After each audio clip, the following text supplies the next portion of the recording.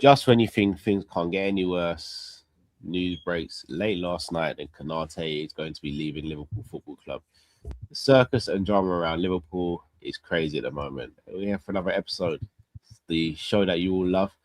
It's Kopish Kollab, Don Sam, Tom Little, and obviously we've got some stuff to talk about. Let's get into this. Hi, this is Jordan Henderson, and you're watching Team Kop-ish. Being free back again, ripping LFC till the end, so go on tell a friend. If they rockin' red, they're a 10 champions, we the best, we come again. Kop-ish clean up in every region, elevation in every season. Catch up in all the fast match up in real rap, and drift they go on tell them this is that, this is that. This is Kop-ish, this is Kop-ish. Reppin' Liverpool till the end, champions, we the best, come again. This is that, this is Kop-ish, this is Kop-ish. The main free back up in your screen, real ones know this the place to be. This is Kop-ish.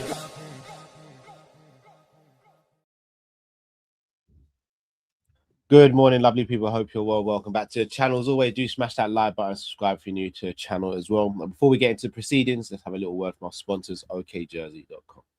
This video is sponsored by OK Jersey, rated an impressive 4.5 on Trustpilot, people. And with the World Cup coming up, you are going to want to make sure you grab one of these jerseys. £15 is all you have to spend for these impressive jerseys, and you can rep your country and your flag properly. Make sure you hit the promo code Kopish, Kopish, for a further 8% off. Visit okjersey.com now. Go and grab yourself a shirt. Indeed, go and grab yourself a shirt, guys. Ibu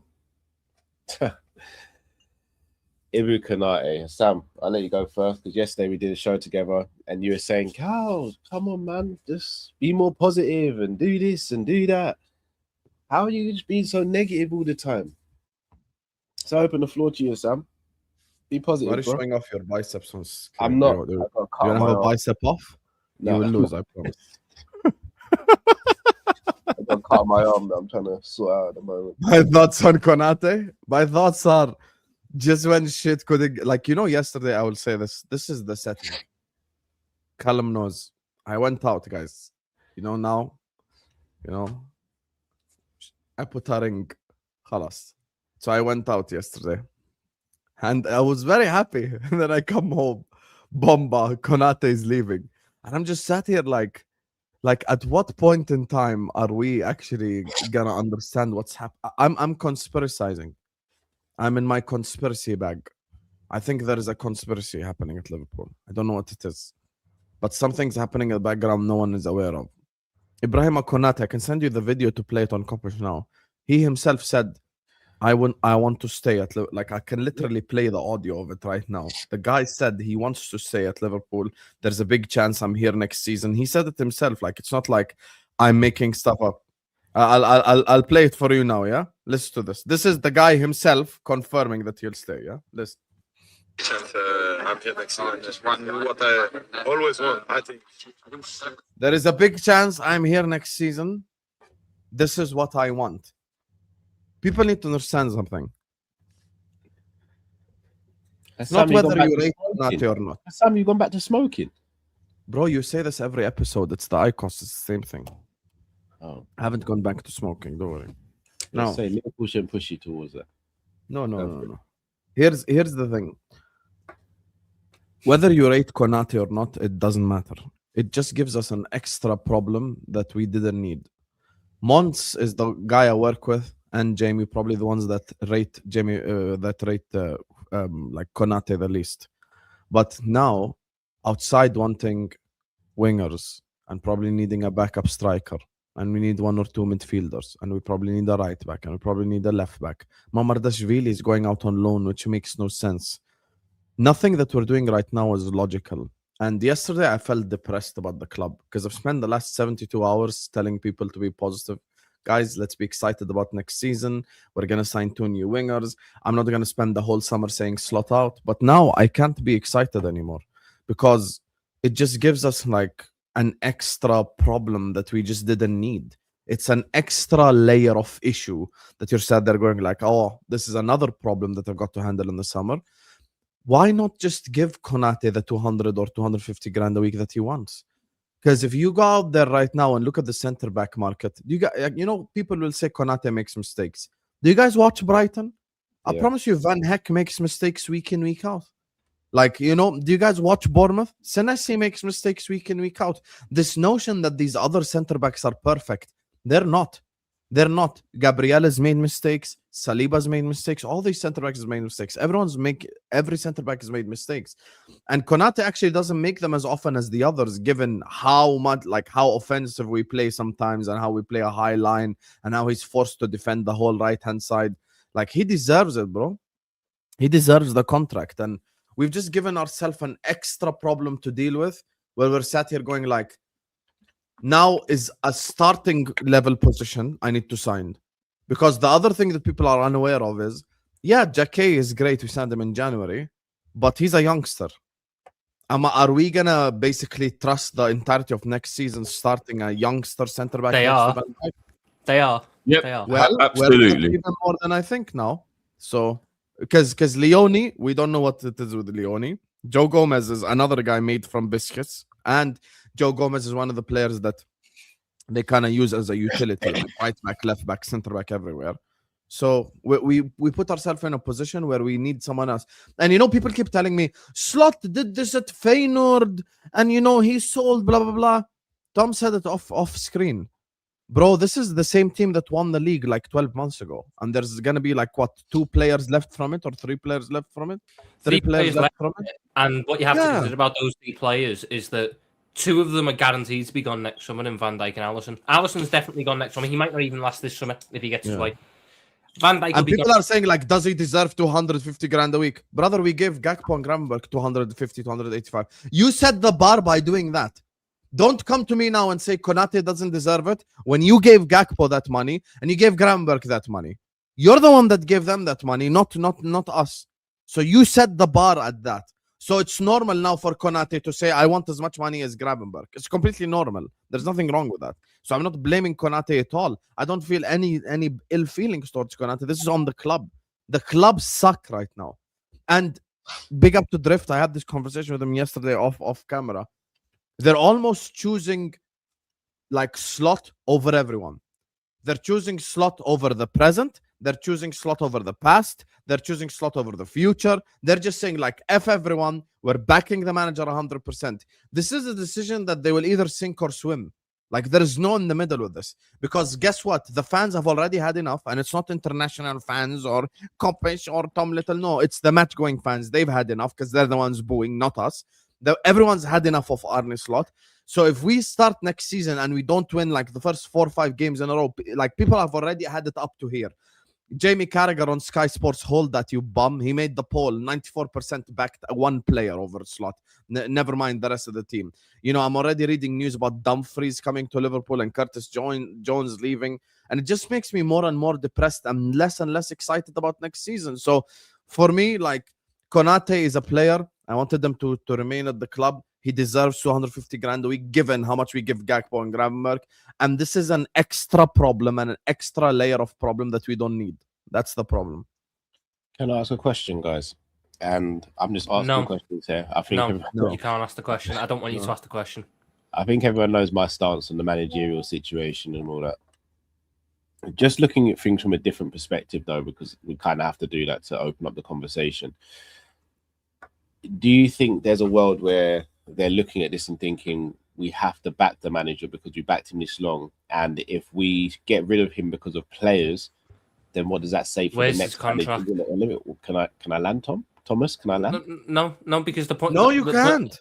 Where's his contract? If they're backing him, if they're picking Arne Slot over everyone, crashing out the wrong person. No, but where's his contract? Hold on, Mr. Fenway Sanderson Group. You're associated. You're associated by choice. You're associated by choice with these people. So I get it. So if we're sitting there and going, we're picking the manager over anyone, why the fuck's he got 12 months left on his deal? Yeah, where's his contract then? Why is Andoni Iraola going to Sky Sports going, I reckon I could hold out for the Liverpool job here? If they've got complete faith, why is he being allowed to get into the last 12 months of his contract with nothing happening? And we've seen what they're like with fucking contract negotiations at the minute. They can't get anything done. Are there any teams coming in for Arne Slot at the moment? Ajax wanted them. Are there any teams coming in for They him? must be fucking idiots. Your words. But So there's no one coming in. There's no one coming in for him, so there's no threat of him leaving. By the way, again, he fucking leaves in 12 months. He leaves in 12. What situation is it good for the long term future of the football club if the manager has no idea of his future? Even if we ignore the players that are going, which is a whole separate issue, how are you going to convince players to join when they're going? Okay, what's the long term plan here? We don't know What are we going to see for the next 3-4 years? Because there's been mitigating circumstances. But we don't No, know. But we don't know what's been said. So the club's line is there's been mitigating circumstances. They're willing to give him another chance, and they're willing to back Arnie Slot. That's the club line. But this is the problem. These players and their representatives aren't idiots. They're going to be going into these meetings and going, okay, I'm at Liverpool, big club. You had great players. You're seemingly letting all them fuck off, but you've had great players before. What's the long-term future of the football club look like? And the owners will sit there and go, well, the manager's got 12 months left on his deal, and we're not giving him a new one yet because we don't know if he's actually any good or not. So you could be signing to play under one manager, and then in 12 months, at the absolute best, he's gone, and we get someone else in, and we got no idea who we're going to get in at this point because no one knows what the manager situation is looking like. And we don't know what the long-term plan is. We don't know what the long-term plan with key players in the squad is because Virgil van Dijk's going to be going in 12 months. Alisson's going to be going in 12 months. Szoboszlai's gone in 2 years because he's not signed a new contract, and God knows why the fuck would he, considering the situation that has gone on with all the other contracts. So we're not really too sure on the long-term future of the football club on this point. But go ahead, come pick us.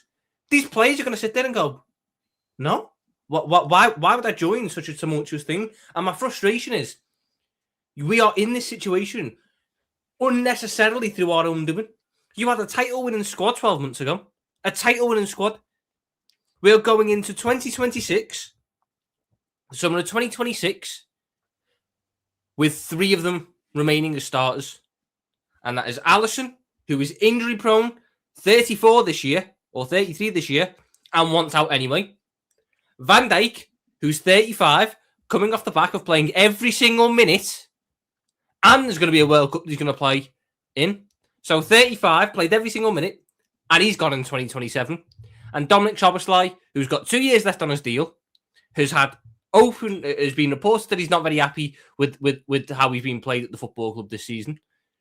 And we have no idea what his long-term future is. He could be eyeing up and move elsewhere, going, look, if they're going to not play me in the positions I want, why would I want to stay here? I've got there's clubs around Europe that would be really interested in me at the minute. So what is the plan? How was the plan, once you win a league title, to completely strip it back? But it's not even a strip it back to do a rebuild, because you don't buy a 26-year-old Alexander Isak if your plan is to be good in 4 years' time.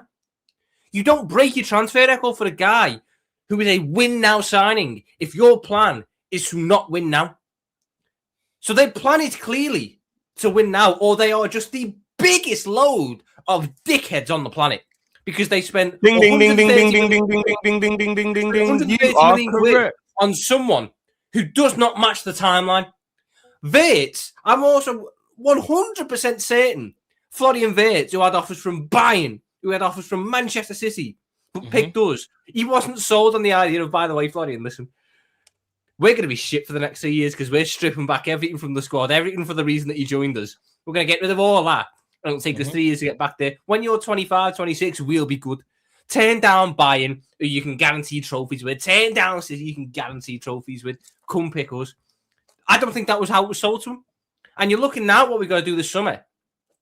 To return to a level where you can win a title, we are talking minimum 6 signings.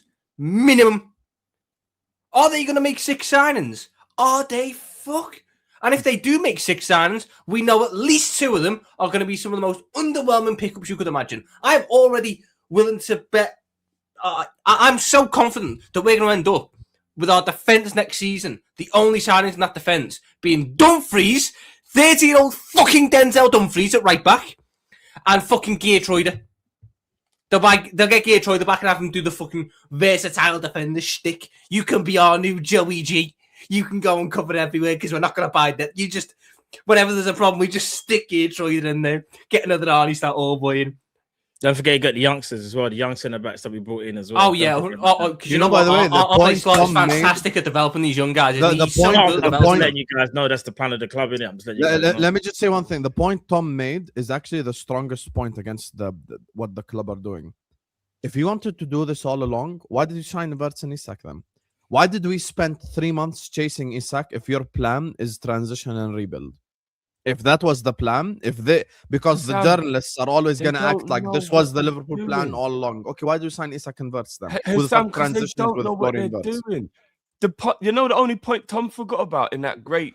Point that he just made? Sorry. Why the fuck's Joey Barton moaning at me on Twitter now? Oh, you can go fuck yourself as well. Hughes, guys, Hughes, the guy doing all of this, is leaving in 12 months, maybe even this summer.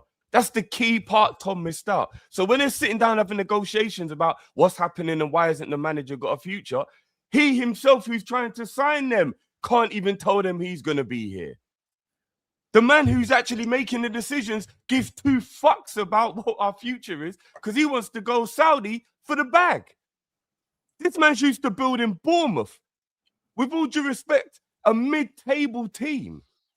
I had a feeling when this guy came in, it was a little bit of a big jump. And yeah, he gassed everyone up with the 2 big signings. But you know what? What's the point in putting a Gucci coat on someone with no swag? Why pay £1,000 for a coat? A man's going to look like a piece of shit in it. You might as well just go Primark and buy him a regular cardigan for £19. This was our succession plan for Klopp. It's deliberate sabotage. It is deliberate sabotage. I was told I was being a party pooper when I said, why are we destroying a winning team? Nah, Drift, man, these players ain't good enough, man. We're getting Isak and rare. Be happy. I was like, I'm happy we're getting good players, but we're destroying a team that won the league. You never destroy a team that wins the league immediately. You let that filter out for a few years maximum. Why on earth are we actually, like Tom said, 12 months and we've destroyed an entire team that won the league, including players who are world-class, you know? Salah leaving Liverpool. Remember, we're all in agreement. Majority of the reason why I had a bad year was because we've been shitting because Slot's tactics are in the toilet. We're letting a world-class player, one of our biggest legends ever, walk away for free over what? A man they won't give a new contract to. So you believe in him. You're going to let him build the squad, like Tom said, but you're not even giving him a contract. And when have you ever seen a team pick the manager over the entire squad? We all know there's a saying in football where you can't change all the players. What did Liverpool say? Hold my fucking beer. Watch this. Yes, you can. Oh, yes, you can. Well, you think you can't pick a manager over the whole team? We just let them go for free. If we can't find a buyer, we'll just lose money. But we're going to pick the manager over the players. I tell you what, though, now, while we're doing it, though, make sure the Dutch boys get a contract, though, to make him feel Oh, yeah, 100%. His family didn't come He's got to with him. keep his cool. He's homesick. Make sure the Dutch boys hang around. Drift. Look at the state. Look at the state of our. Bear in mind, there could be a point next year. If I'm right about who will sign in defence, there could be a point next year where our entire back four is Dutch. Mad. And my big frustration here is this is the Klopp succession plan. When Jurgen Klopp announced he was going, we were told that the big thing coming back, they're getting Michael Edwards back. They've convinced big Michael Edwards to come back. He's back in the club. The guy that built the squad, the guy that was the real catalyst behind it all, he's back. He's involved again. He's bringing his guy, Richard Hughes, in, and you're going to get the return to what it was. And they're going to bring in their manager, and this is going to be the long-term plan. And you're going to see the club go from strength to strength. Jurgen built the foundations. This is now taking it to the next level. 3 years in, they're all fucking off. They have ripped apart what he built, and they're fucking off. And we now have to do a full reset again on an operational level to try and figure out where we're going to go, what direction we're going to go in now. Jurgen Klopp gave you 9 years of consistent, solid foundation building. He was achieving stuff as well. He was winning the big honours, and he built you up. He got the club back into a very stable position in terms of the squad building identity, in terms of the playing identity, in terms of the connection with the fans, in terms of the only problem was he had a little bit too much power. He was in control of everything, which not ideal, But you know what? He was still getting the results that we missed out on the title in his last season by 5 points because we had one of the worst injury crises you've ever seen. Fast forward 3 years, every single guy who was mooted as a Jurgen Klopp replacement would have placed him in the aggregate. You're getting the head coach in who's going to play like him. You're getting the recruitment guys in who are going to bring the guys in like he did. They're all going, and the squad is in a worse position than when you inherited it. What's the one thing that every sort of, every decent person says? I want to leave this place better than I found it. Can any of those three say they've done that? Can any of those three say at this point in time they've left Liverpool in a better state than when they found it? No. The squad. Let's bear in mind that I have openly come out and said there were certain players in that squad from that Arne Slot inherited that I didn't think were good enough. 100%. And I'm not a hypocrite. I'm not going to go against that. But that squad did have balance. That squad did have depth in all areas. Whether you thought they were good enough or not, it had the balance, it had the depth, it had the togetherness of, something that Salah said at the start of the year. Teams play better when they've played together for longer because you start to know everyone's runs. It becomes second nature to you. It becomes a lot easier to play out. That's why I predicted Arsenal to win the title, and Arsenal won the title. Knowing that is the case, why have we now gone back to the stupid shit model? Because according to Paul Joyce, we've had to let Konate go to get funds to fix the attack. So we're now going back to the shit model of we are going to sacrifice one area of the pitch to fix another. And someone replied to me when I said that, the only clubs that don't do that are PSG, Real Madrid, City. What are we supposed to do? I go, they're the fucking clubs we should be competing with. So if they're doing something we're not, and they're having the success on a consistent basis that we are not, how about we decide to take a fucking note from their book and follow in their steps and build a squad like that? Because guess what? The 2 times in the last 15 years you've had the success that you wanted. Sorry, I'll say 3 times. I'll even include 21-22 because you were so close and it was unlucky. The 3 times that you got what you wanted, the squad was well built. Is the squad well built now? We've got 1 left back. We've got 4 centre backs, 2 of which are below the age of 21. Both of them coming off season-ending surgery. Both of them never played in the league before. A 29-year-old who's crocked and a 35-year-old who you are rinsing every single last drop out of his legs.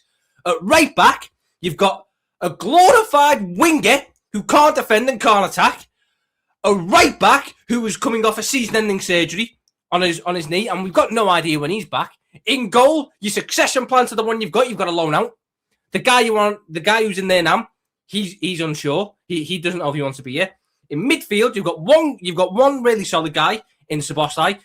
Your Scouser is getting kicked out of the team because he had a falling out with the manager. He's going to Inter Milan. Gravenberch, you got a 280 grand a week contract. Is he good enough? Not really. McAllister completely rinsed his legs. He's off the pace. You've got, as it stands, no right winger.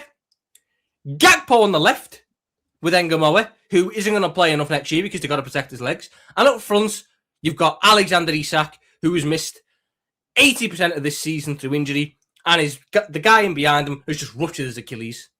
So we haven't even got the balance in the squad to justify this expenditure. We are selling all our depth to buy players, and then these players get injured, and we have no depth. Where is the squad building idea? Where is the long-term planning in this football club? Where is the things that we were lauded for in 2017, 2018, 2019, 2020? Why are the same guys in now doing it the complete opposite way to what they got success with? To be a self-sustaining model, you don't let assets go for free. Who have we let go for free since 2021? Wijnaldum, Firmino, Milner, Ox, Keita, Salah, Robertson, Konate, Tom, we're not Trent. We're not self-sustaining anymore. We're not. I'm not even taking the piss when I say that. If you actually look at our business model, we're not that. We haven't been that for a while. We've been letting players go for free. We've been buying players. We're not a self-sustaining model anymore. So we've just become stupid. So then they need to stop parroting that idea then. But no one's parroting the idea. They are the journalists, apparently. If you go back to anything that was said... Journalists are parroting that idea, but if we actually use our eyes and we actually watch what's going on, we haven't been self-sustaining for a while now. The moment we bid for Caicedo, we stop being self-sustaining. Like, come on, guys. Let's be real about it. This isn't the old Liverpool. This is a new Liverpool. No, we don't like it because it's not working out. Yeah, but the summer after we only signed Chiesa. I think can last buy big summer was the players. summer The where summer we after stopped we made a being profit. self-sustaining. Yes, one summer you can make a profit. Flipping Chelsea, I won't say it's self-sustainable, but they've made profits in transfer. No, but it's not just one summer, though, Cal. This Guys, summer, we've got no idea what... Tom, sorry to cut you. Literally, you just said how many players we've let go on a free. Mm-hmm. This is not a self-sustaining model. It hasn't been for a while. We need to move out of this mindset that we're self-sustainable. We're not. And I'm fine with that because I've wanted us to improve the structure of how we run things. Ultimately, what we're getting wrong is the recruitment of players and the manager right now. I don't have an issue with us spending the amount of money we spent last season. I don't have an issue with us buying Verts and Isak because they're two top quality footballers. What I do have an issue with is us buying Frimpong and Kirkes and the manager not knowing how to use them. That's what I have an issue with. I don't have an issue with how the business is being run and all this. With all due respect, I love Konate. But let's say we sold Konate and we bought in Lacroix and Schlotterbeck. I think a lot of people would be like, you know, I didn't want to lose Konate, but you know, we've got two good players in. It is how we develop the model.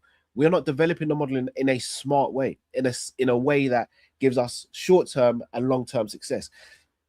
You look at maybe they just don't know what the fuck they're doing, bro. No, but this is what I'm saying. If you look at things at how they're going right now, I've never been a person who believes in player power, right? Because it can be a slippery slope. Because if the players get a new manager in and then 5 months down the line, they all crash out and go, well, we don't want him. Then in 5 months' time, the hierarchy are going to have to then get another manager. So I understand from a business and logical standpoint not to just go and sack the manager because the players aren't happy. But when you're seeing how many players are unhappy, when you're seeing the amount of players who have contracts not asking to break their contracts early leave, as in Salah, when you have someone like Ibu who's come out several times over the last 2 years saying, I want to stay, when you have other players who sit there and go, I want to stay, but they're not staying, then there's an issue. Then it goes from, okay, we don't want player power at the club because then that turns us into a Real Madrid or someone like that. But we also have to look and acknowledge the situation that if everyone's unhappy with this guy or 90% of the squad's unhappy, then we should be moving on. I think what's happening right now is FSG or whoever's making the decision on this are sitting there going, we have to stick by this because we've put so much into this. And that's where I think we're falling by the wayside. I think we're being very stupid in our decision making here. Me personally, Slot should have been gone the moment we got knocked out of the Champions League. Obviously, a lot of us think he should have gone earlier, but the moment he got knocked out of the Champions League, or if you're even going to say, given the whole season, he should be gone now. And that's why the whole situation is crap. We are not self-sustaining, guys. We are not underdogs. We are not cheap Liverpool anymore. We can't sit there and spin this narrative that we're cheap and we're self-sustaining when we're paying out wages of over 200k to Gakpo and Gravenberch, when we're buying Isak for 100 and odd million, we're buying Vert for 100 odd million, we bid 100 odd million for Caicedo, we're buying Jacquet for 60 odd million. We are not brokies. We are not self-sustainable. We are now moving into a new age where we're starting to spend money. We're just spending it and going about things wrong. All right, let me say something quickly, just to kind of slightly argue your point, even though there's a lot of it I agree with. Yeah, let's go with the premise of what Tommy's saying, and that we are self-sustainable. The reason why we could all look at that is because, yes, we've allowed players to leave on a free, but we're also now seems like we're trying to cut the wage bill. Like, it looks like Liverpool are acknowledging, oh, shoot, we've made a mistake here. We need to correct our wrongs. Because listen to this, yeah? All the players that are leaving are mainly on high wages. Salah, Robbo, Alisson, if he is to leave. Konate wanted a big contract, but obviously they've given big contracts to the two Dutch boys, yeah? So the two Dutch boys have taken two big contracts. Isak and obviously Verts are on big contracts as well. So the people that we're getting rid of, they are high earners, bar Konate, who wanted a big contract. Could you not argue? I don't know if you saw today, Matt. Sorry to interrupt. Yeah. Mo Chatra on Twitter, very good guy with the finance of Liverpool. Big up Mo. He's basically said that it's very clear that Liverpool are trying to move away from their incentive-based contracts and now offering the majority of their contractors base wages type thing, Okay. and that's why they've pushed Diaz and Konate out, because they're not pushed but failed to renew, because their contracts were so heavily incentive based that when you have success, they get pushed onto a level that's extreme, and they can't afford that. And it lines up with the fact that we've got new financial rules this year. Of PSR is gone. It's now, what's it called? Squad cost ratio, I think it's called now. Which is, for us, it means 70% of the revenue we make, only that is allowed to be spent on the squad. So I don't know how much we make in revenue. Should we say 700 million quid? 70% of that is 480 million quid. So we're allowed to spend 480 million quid on transfers and wages in a year. So I don't know what that equates to in terms of current. I don't know what our wage bill is currently, but it lines up with what you're saying, where they're trying to trim the wage bill down, because if their wage bill is 300 million, 350 million, and they get incentives on top of that, which push them to 400 million quid, they've got no money. That they literally don't have the money to spend because of financial rules. So if this is the case, and we're now moving to this other model, surely you could have planned for that better in advance, because we've known about this SCR coming in for 2 years, I think. Ever since we had the debacle of the summer, where everyone went. But not even going into that. I appreciate you bringing it up. My thing was just more about, I guess it doesn't co-align with it. Like, it's the wage bill issue. But I feel like Liverpool created that themselves by giving the two Dutch boys X amount of money. Whether it's official, whether they're on 280, 250, we know they're on very high wages. And it's no coincidence that, again, Salah leaves for free. Now, that's mental to me. That Salah leaving for free is mental. Bro, it's insanity, bro. Like, and then you had Robert, who was on about 160, if I'm not mistaken. I think Alisson on 180.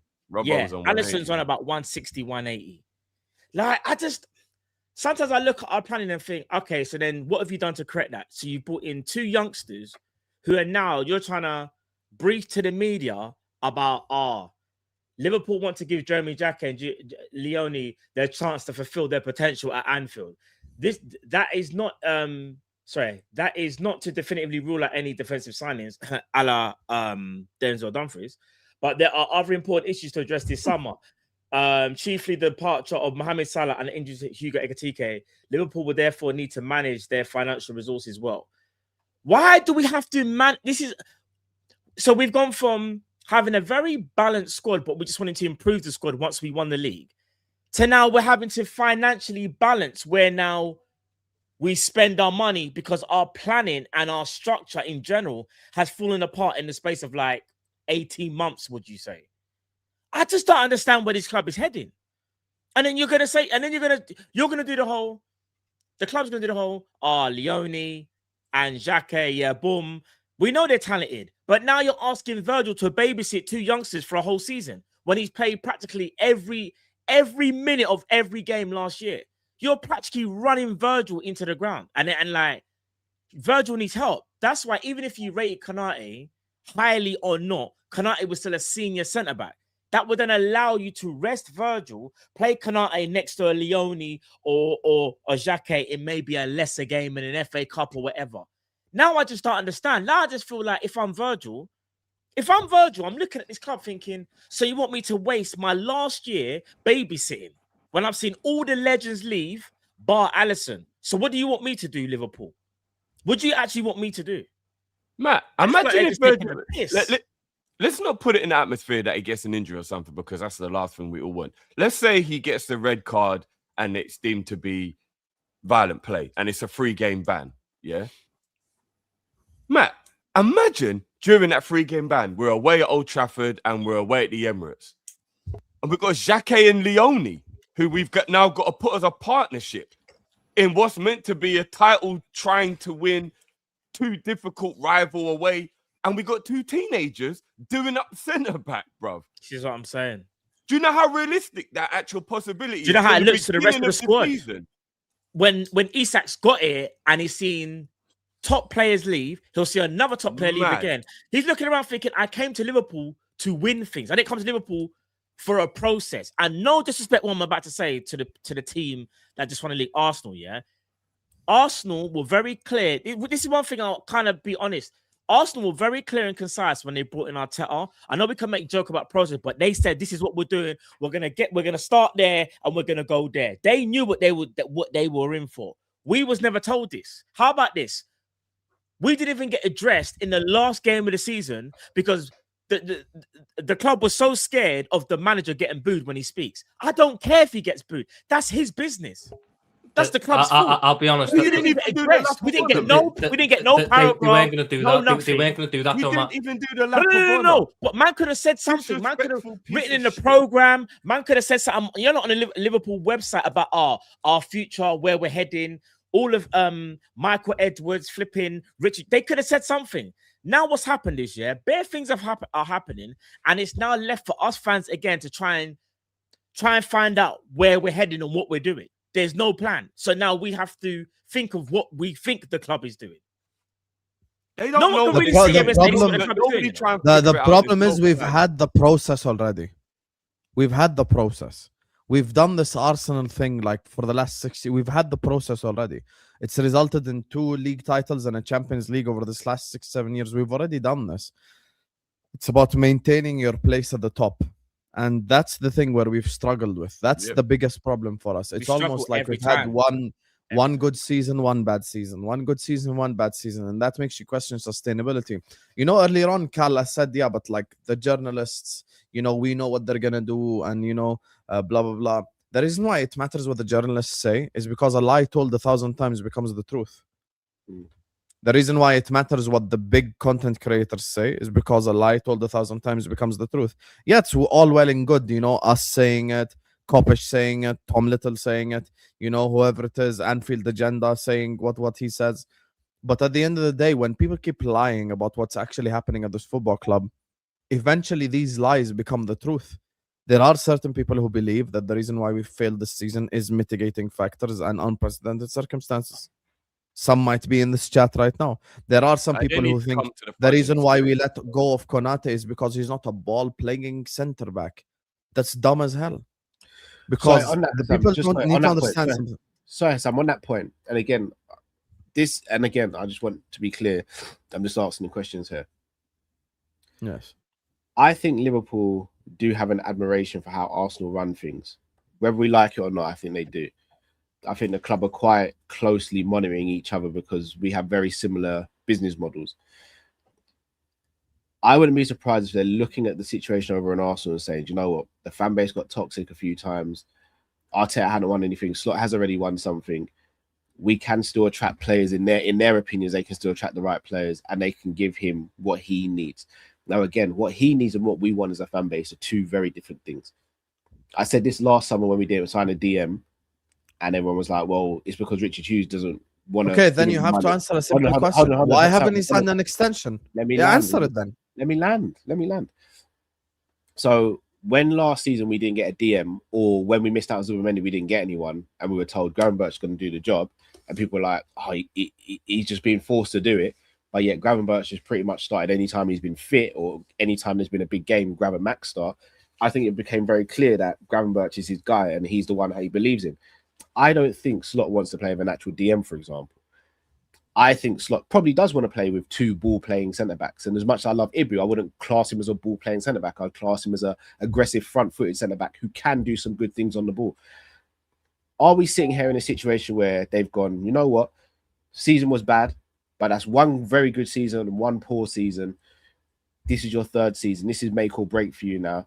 If halfway through the season things are going well, we'll give you that new contract. If not, then we don't have to spend anything to get rid of you at the end of the season. I'm not saying this is what I think we should do. I'm not saying this is what I want. I'm just asking the question. Do you think that could be the mindset from the hierarchy? It can't be, bro. Okay, so now that you've done the beautiful speech, where is the Slot No, I'm not contract doing it. extension? Again, you guys are crashing for no. I'm asking. No, I'm no, not no, crashing no, out. no, I'm no, asking no, you a no, question. no, You are asking a question. I'm asking a question reverse. Where's Slot's contract extension? Tell I me. literally just said it. I said if he's having a good season, halfway through the season he'll get a contract extension. If No. he's not- Because the What is wrong with presupposition of your question, let me answer. The presupposition of your question is basically telling us that the club believe in Arne Slot so much already, which is why right now, present tense, They're letting Konate go. They've let Whoa. Salah go. They've let Robertson go. They're letting when Curtis did I Jones say go. that? The club currently believe in Arne Slot. Hassan, when Great. did I say Where's that? his contract extension?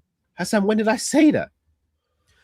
Because And Cal, you guys- what makes you think that we're Callum, like, we you don't model have off to of say Arsenal? Cal, something what makes you think that directly. we We're care about talking. what they're doing? I'm saying from the club's perspective, if they're backing Arne Slot over every single player, extend his contract then. Very simple. No, Why are you you guys waiting are till next crashing season? out on Cal like he's No, hold on, what sorry, you guys man. are missing Sorry, is- man. I'm Sorry, not Yeah, crashing yeah, out yeah, on but I Cal. think I'm you guys crashing out on the misunderstood what club, he bro. means. No, but I'll literally No, answer your no. question, Hassan.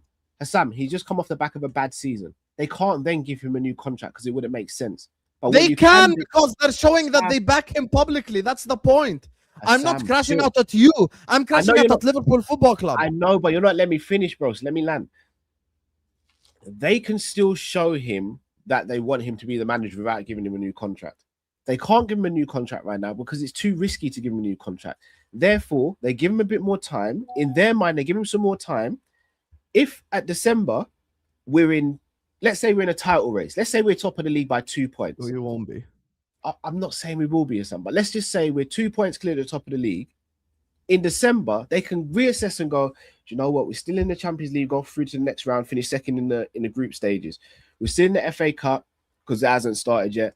We got through to the semi-final of the Carabao and we're top of the league. Then they can come back and go, do you know what? We've been vindicated to keep him for the summer. We added some players in and it's working so far. Let's hit him with a new contract and let's see how the rest of the season Who's goes. to say he signs that new contract? Guys, Who's to please, say? let me land. I'm not. No, because I agree with your idea. I agree with your idea, Cal, that that's probably ideally what they want to do. But that's a very idealistic world where Arne Slot sits there. It's not idealistic. I'm telling you what I think might happen. He might not sign the contract, but he might, Tom. So it's 50-50. But I'm this is also saying, though, that's the frustration that we've got, though. With no, and I share the frustration, but I'm saying in December, if he's fifth in the league and we're 1 point ahead of sixth and 2 points ahead of seventh and 4 points ahead of eighth, and then you get to the table and it's like we're struggling in the Champions League, we're out of the Carabao Cup, and obviously the league is what the league is. Then they have an option to stick or twist. You either stick with him for the end of the season and hope what he does this season is scumbag the Champions League spot, or you get rid of him there and then and you bring in someone else. Effectively, what I'm saying is he doesn't have to get a new contract now because he's not a footballer and no one's going to be tapping him up right now. And if they are, they can still get another manager. I don't agree with it, but this is what I think the mindset is. And Drift, to answer your question in terms of the Arsenal model, we are very similar to Arsenal. We are running transfers based off the money we bring in, whether it be through revenue or through transfer purchases. We don't have a sugar daddy or anything like that. We have a manager that we're giving time to, which is what they did with Arteta. And hence why I said if Arsenal win the league, it's more of a damnation on Liverpool than if Man City won the league. Because we could all turn around and go, well, they had Pep and they've got all this money to spend. Arteta winning the league is we've cussed this manager for the last 7 years saying he's not very good. He just dumped on us and won the league with a 20-point swing or whatever it was. And they've quote unquote trusted the process. So Liverpool probably looking at that going, we can't replicate Man City and Chelsea's model because they just throw money at it. We ain't in a position to do that, or we're not going to do that. We'll replicate Arsenal's model. But Not they necessarily- replicated us. We were the originals that set in the No, pace you're of right. knowing how to You're win right. without a And sugar daddy. You're right. So Griff, you're we're right. not copying them. They copied us, bro. Yeah, they copied us. And what are we doing now? We're having to copy them now because they're above us and they're ahead of us in No, the... but do the only Liverpool thing look we're at copying Arsenal? is hoping the manager turns it around. That's the only thing that's will be similar. Is just hoping the manager turns it around. Because Arteta was shit for 4 years and they stuck by him. Yeah, I agree. We've won 2 league titles in 6 years. They've won 1 league title. So you would think that Liverpool, and again, Carl, I know you're not saying this, you're just thinking they could be looking at, which is true, by the way. I just hope that they're not, though, because we don't know what Arsenal's model will look like from here on out. Liverpool won't know either. For all we know, Arsenal could finish 3rd or 4th, or they could win the league, and you genuinely don't know. But what I'm saying is Liverpool should have kept to their morals and their belief in what they was doing originally, which got us the 2 league titles. And looking at a team at that time when they weren't winning, looking at them for a pathway is kind of mad. Because remember, at that point, they hadn't won. So Really for you tried to cut you, speaking, Matt. and again, I But know you're not, and again, I just want to... No, nothing on you. I'm just going to say something. Yeah. I've got to go and sort something for Robbie quickly. Yeah. What you just said, Matt, I just want to draw to. we shouldn't have changed our morals and should have kept on doing what we've done. One, I think we had to change our morals because Klopp went and there wasn't another manager equal to Klopp that we could get in. So we had to change how we did things because we always sat here and said Klopp is the equalizer. But two, let's hold some accountability ourselves. Me, you, and Drift Matt sat here plenty of times and said, why are we still so cheap? Why are we acting like this? Why are we moving like a big boy club and going out and getting your top quality I ain't players? got no problems with that. I ain't got no problems with that. So we have changed our model. We've just not done it well. Cal, we did it one summer, Cal. That's adaptation. We just tried to do it for a summer. Drift. So, all right. So that hold on. Drift. That Caicedo, was that just Fugazi then? If we'd have bought Caicedo, we wouldn't have bought both Isak and Verts. There's no way this club would have spent 110 million on 3 players. I'm telling you, bro. You can't say that. You can't prove that. Yeah, I know this club, bro. There's more evidence of what I'm saying than what you're. One summer they spent, bro. One. That's it. Like, and it was to make up for 2 or 3 summers of everything not has to start somewhere. Drip, you sat here and said we signed Ekatike, we ain't signing Isak and threw your toys out the pram. Did we get Isak, bro? Yeah, we did one summer flex. As I'm saying, we flexed. That's my point, summer, Drip. So you can't sit there and say because we didn't sign it, Caicedo, then we went and bought. You can't say that categorically. No, I'm saying we wouldn't have because we don't spend money willy-nilly. That's my point. You can't say that as fact. Because nothing anybody's saying can be facts. No, but then you can't say it's fact then because there is no evidence to prove what you're saying is correct. There's more evidence to say that. There's 9 years and they've only done it once. They've only spent big money twice, but Coutinho funded the other one. All right, Drift, to your point, to be fair, the only way we will know whether it's true or not is this will be the summer. Because I guess you could look at it since we've won the league in the last how many years, obviously, and we've accrued more money, views, merchandise, sponsor, whatever, all that stuff. This, I guess, will be the year, innit, when we'll find out, I reckon. Because, again, no one's expecting Liverpool to spend like 450 mil. But let's say we end up spending... Remember, we recouped 250 as well. Everybody keeps acting like all we did was spend 450. All right. We are so let's sustainable because we recouped all that money back. But my thing is now, Drift, yeah? If you had to look at the squad right now, who do you think that we would actually sell for money? Because Salah's nobody's valuable anymore. All right, so here's my point. This is what I'm saying. So really, unless you get rid of the people we just bought. All right, then. So this leads you to my point. So we can't sell no one. So the onus will now be you have to just go and spend because you ain't bringing in no money. You ain't bringing in no money. So that might be why they're selling Jones.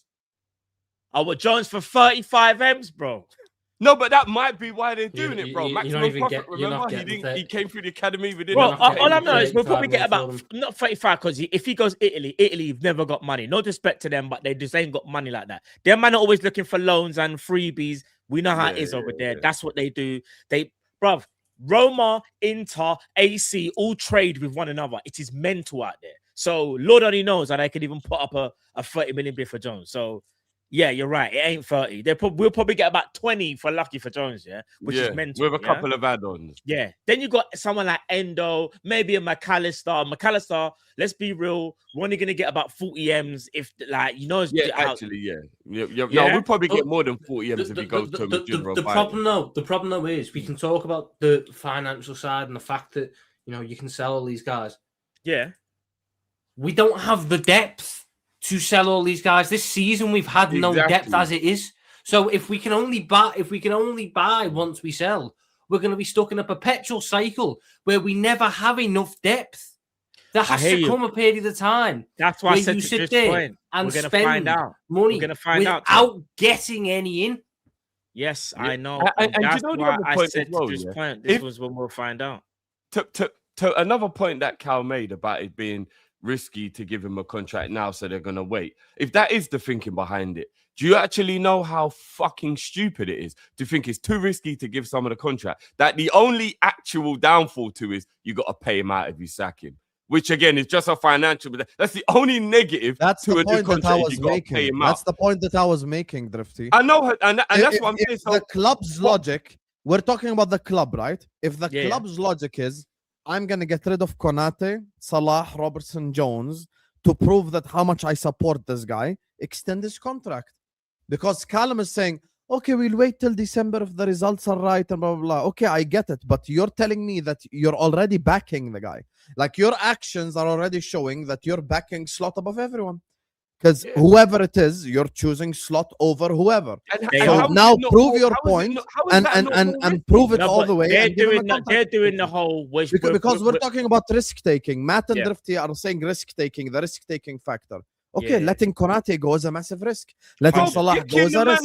Letting Robertson go is a risk. Guess what? Letting Curtis Jones go is another risk. So now that's 4 risks.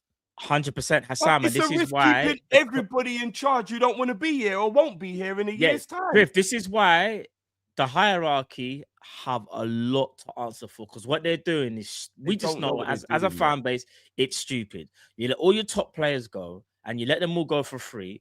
Then you're trying to show the world that you back the manager. However, you won't give him a new contract. However, but you're willing to get rid of the players. No, you're literally letting Slot decide. So they want to get rid of the players to keep the manager, but then you won't back the manager by giving him a new contract. And then to make things worse, the people that are making the decisions are Richard Hughes and Michael Edwards are also the ones whose contract ends in the summer of 2027 and have both been heavily linked with moves to Saudis, both of them separately. It's all they care about, Matt. This is all they care about. When I say FSG, who's left? Michael Edwards, J.W. Henry, Mike Gordon, whoever's there, whoever watches this, I beg you, man, fix up and sort something out respectfully. Respectfully, I beg you, sort it out. Because you're taking the piss. Do you know what this proves? Letting people, sorry, just 1 second. Is the one. They're letting these people that really and truly should have their future sorted lead the charge for this new wave of Liverpool under Arne Slot's third regime. What? So the two guys, the two decision makers who haven't even got their future sorted are making decisions. They're basically redesigning the house that they're going to live in, but getting somebody else to do the floor plan, pick the colors for the walls. What are you doing? It's you that's going to be living in the house. You pick the floor plan. You know what I mean? What are we doing here? This man wants to go Saudi, and he's the one in charge of keeping the contracts. If the rumors are true that the real reason why everyone fell out with Slot is what he did with the Jota stuff, which is diabolical, by the way, and he should have got rushed for that.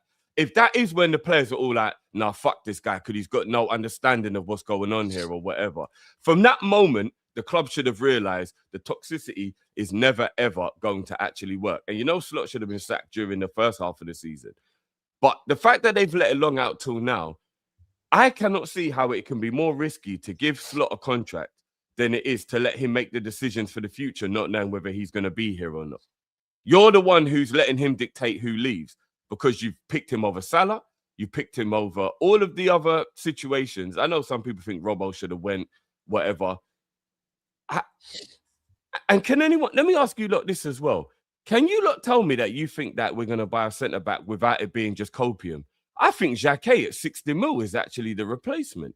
I don't think they're going to buy a replacement for Ibu. Not a straight top senior centre-back. Oh, no.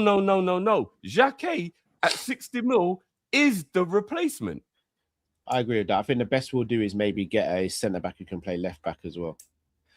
Before we go any further, guys, just for everyone in the chat, there's over 1,600 of you watching. We're sitting on 272 likes, guys. I know it's a very annoying subject. I know it's annoying what's going on with Liverpool right now. But with over 1,000 of you in here, please, guys, can we get the likes up to 1,000? Please. I don't think that's a lot to ask. You can literally click off the live chat, hit the like button, click back on the live chat, and we're back in again. Please do smash the like button. It helps things to grow, content to go further. Please, guys, smash the like button. Right. Yeah, just quickly. Just quickly as well, regarding what just said about Xhaka. Spending 60 mil on a centre-back is showing a lot of faith, regardless of how old he is. It does make me wonder whether all this time Liverpool were bargaining with Ibu and then they just got to the point where they're like, nah, we got Xhaka, we don't need him. Because it's 60 M's. But you're taking such a big gamble. I know, bro. Bro. I don't agree with this, by the way. Remember, I don't agree with what I'm saying. Because I'll sit there and people might like this. We tried to get a Jeremy Jacquet. What was it? A year ago, 2 years ago, in Lenny Otto. We were heavily interested in Lenny Otto with Real Madrid and United. Tom, thank you for saying and we tried to get him. We couldn't get him done. We didn't want to pay the fee, whatever it happens. But you look at Lenny Otto and what's happened to him. That was a lad with all the potential in the world, and he still does have an awful lot of potential. But because he got thrown in at the deep end at Manchester United, a club with massive pressure, and he's a young centre back who's going to make mistakes. Arsene Wenger said it years ago. He'll play. He's got a lot more confidence in playing the young forwards and the young attackers. It's hard to really play young defenders because the mistakes are more costly. Fact. You're basically getting Jeremy Jacquet now and throwing him in the deep end, coming off shoulder surgery and going, "Listen, lad, enjoy." You got to perform to the level that Ibu Konate did, and as bad as Konate was this year at points, which I'd be a hypocrite if I said he wasn't, because I've been very vocal in that. This was a man who was also one of the best centre backs in the league when we won the title, and was our man of the match in a Champions League final when we played Real Madrid. Yeah, this is a lad who clearly has ability to be one of the best in the world when he wants to. And you're letting that go, and you're putting all that pressure on the shoulders of a 20-year-old who's never played in the league before. Now it could work out. It could work out. He could come in and look unbelievable. And we're all sitting there going, they got what 21-year-old defender has walked into the league and won a Premier League title? Let me know. Probably I think that there has to be an understanding that we're not good. I don't know. I'm not predicting us to win a title next year. League and won the title. I don't know one. We're not winning the league. I'm not predicting us to win the league. Tom, what you said about Konate is all spot on. Yeah, I fully agree with it. I'm a Konate fan. Yeah, I think all of us on here rate Konate. I'm going to ask the question again though. Does Slot rate Konate how we rate Konate? And I will point to many situations. To answer your question, Cal, without even you having to know. First game of last season, Kwanzaa was the one that started. Konate came in because Kwanzaa was struggling. Whenever we've gone a goal down or we're chasing a winner, who comes off? Konate, Gravenberch goes centre back. Yeah. And once again, we all here are aligned in saying we rate Konate. But again, and this is no shade at Mons and Jamie, that's our brothers. But there are people who we see actively in our chat. I'm not going to speak for anyone else's community who double down and say they don't rate Konate. So for those people, I kind of don't get the notion that you want him to stay because you don't rate him. Yeah, that's what I'm glad you said that. Big up Mons and Jamie. They say I kind of needed them to kind of like be here because again, it's just their opinions, and obviously, like, well, we spoke to them. We spoke to them. It's dividing opinions in it. But one thing I don't get though is that you don't rate the player. You think he's bozo X, Y, and Z, but you should just keep him because the market's crap. Nah, bro. If you don't rate him, you don't rate him. Don't use that as a bailout. Don't use that as a bailout, man. Just we rate him all collectively. Yeah? We don't want Konate. Yeah. Even if you don't rate him as no one said he's the best defender in the world, you know. Yeah, but we still rate him enough that we want him to be here at Liverpool. Yeah. I asked the question, since we're on the premise that they're backing Slot and they believe in him, does Arne Slot really care if he doesn't have a Konate or not? Because let's be honest. I think he should. No, he doesn't. He doesn't. So again, can we blame? But that's because he's an idiot. No, we know this, Drift. He's a functioning idiot.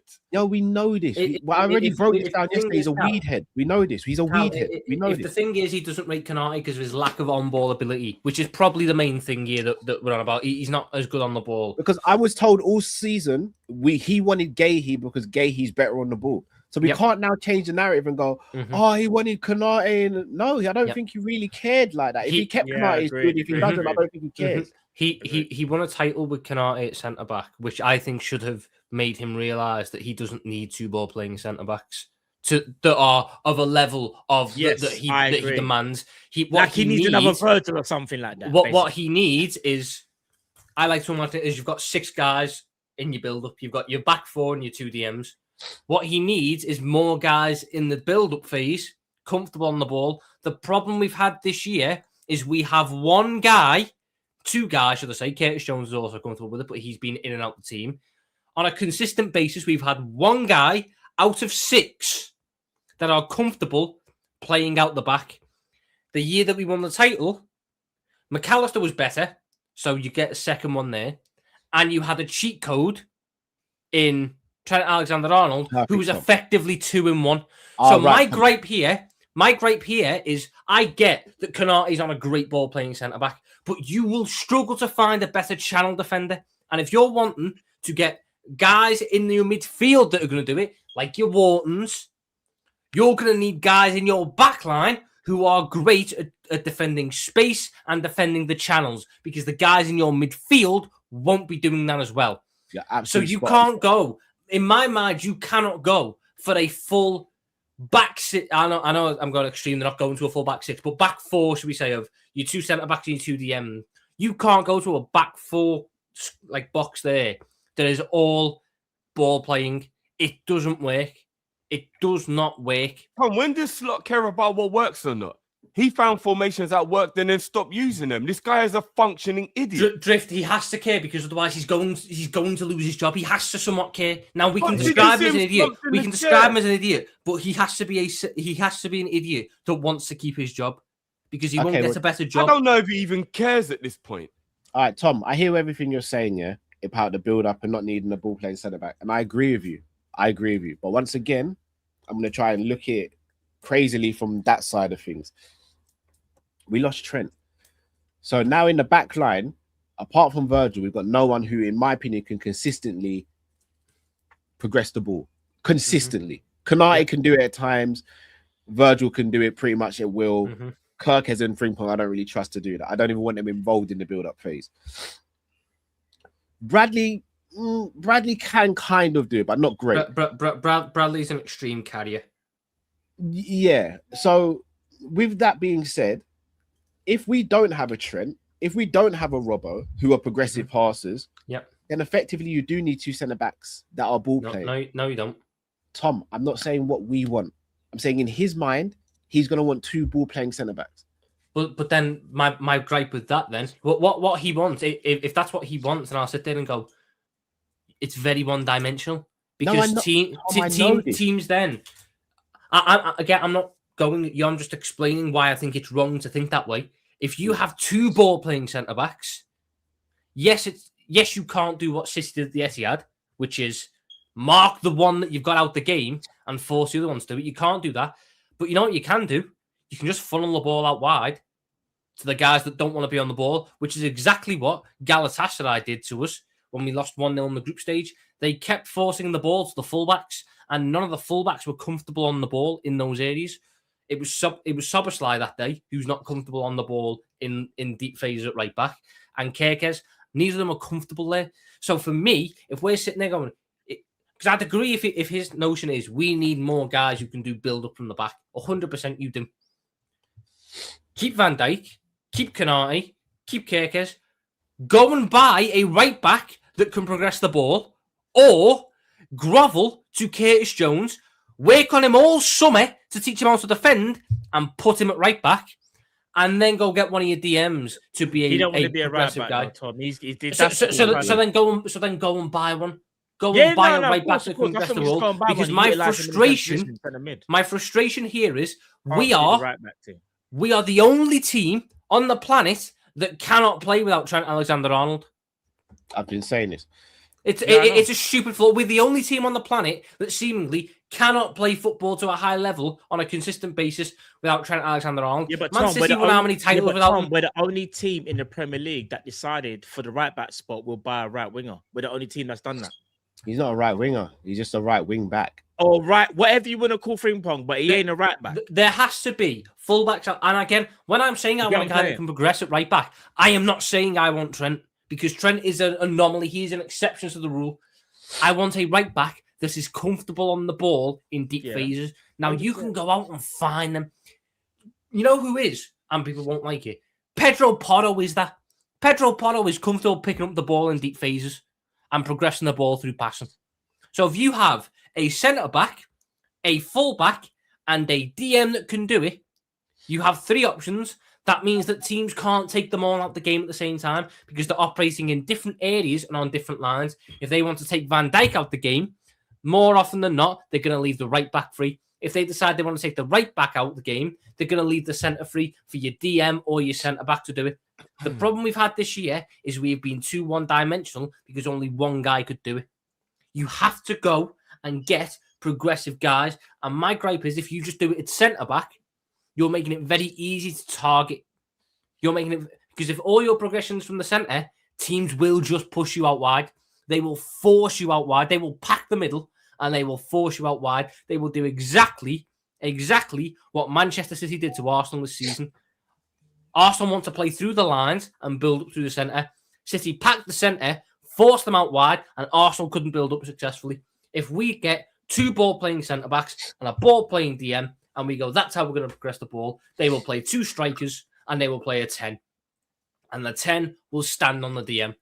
And all we can do then is push it out to the fullbacks and hope that Kerkez and Frimpong, or Kerkez and Dumfries, two guys who aren't renowned for ball progression, can suddenly unlock that weapon in their arsenal. Or they can do a 1-2 very quickly, very sort of, De Zerbi-esque, where it's all pre-planned. They do a 1-2 into the middle for the guy that isn't marked to progress the ball that way. But who is that going to be? Gravenberch? Unless he's dribbling, his progression's not consistent. McAllister? The progression's not consistent. Szoboszlai, potentially, but again, it's not consistent. Xhaka and Leone can both progress the ball well, from what I've been told.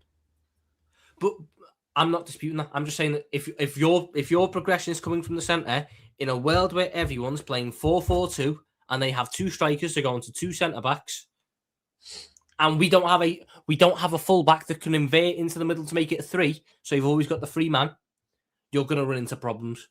You are going to run into problems and you're going to become predictable again. We've been too predictable this season. We're going to spend another 300 million quid. If our entire plan is to do it through the middle again, we'll be too predictable again and we'll be too easy to stop in my eyes. And that really worries me. I hear it. Guys in the chat, do smash the like button. We're going to get super chats in a minute. I just want to go around a circle. Sam, I'll start with you. Given that Konate is going now, we've lost Salah, we've lost Robbo. I'm going to assume we lose one of Mamadashvili or Alisson. I don't think we lose both. I think we lose one or the other. What would constitute a good summer for you realistically in terms of personnel coming into Liverpool?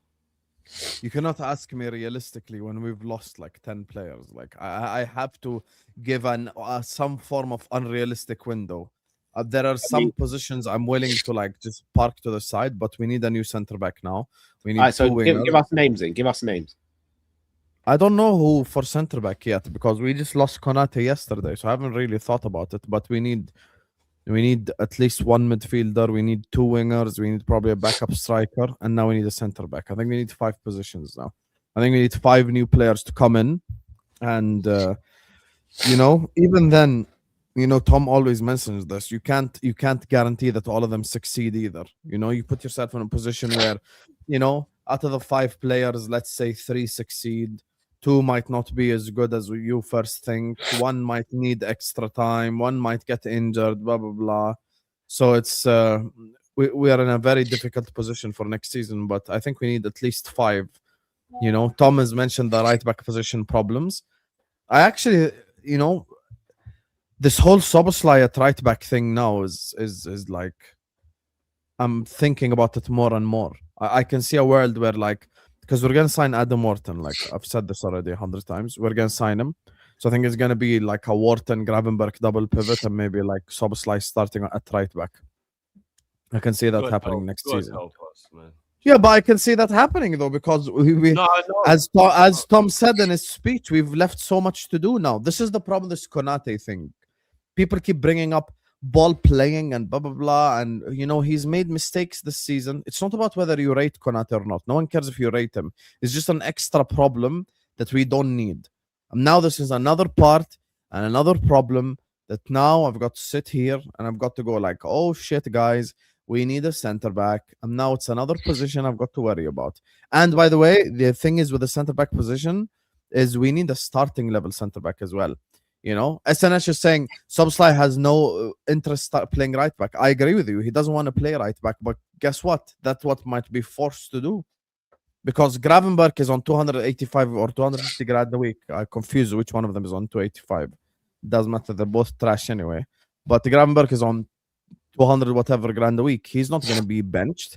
I think he will start. Signing Wharton is probably a bigger indication that he will start, you know, because you have that like passer next to him or whatever it is. So I can see Szoboszlai playing right back.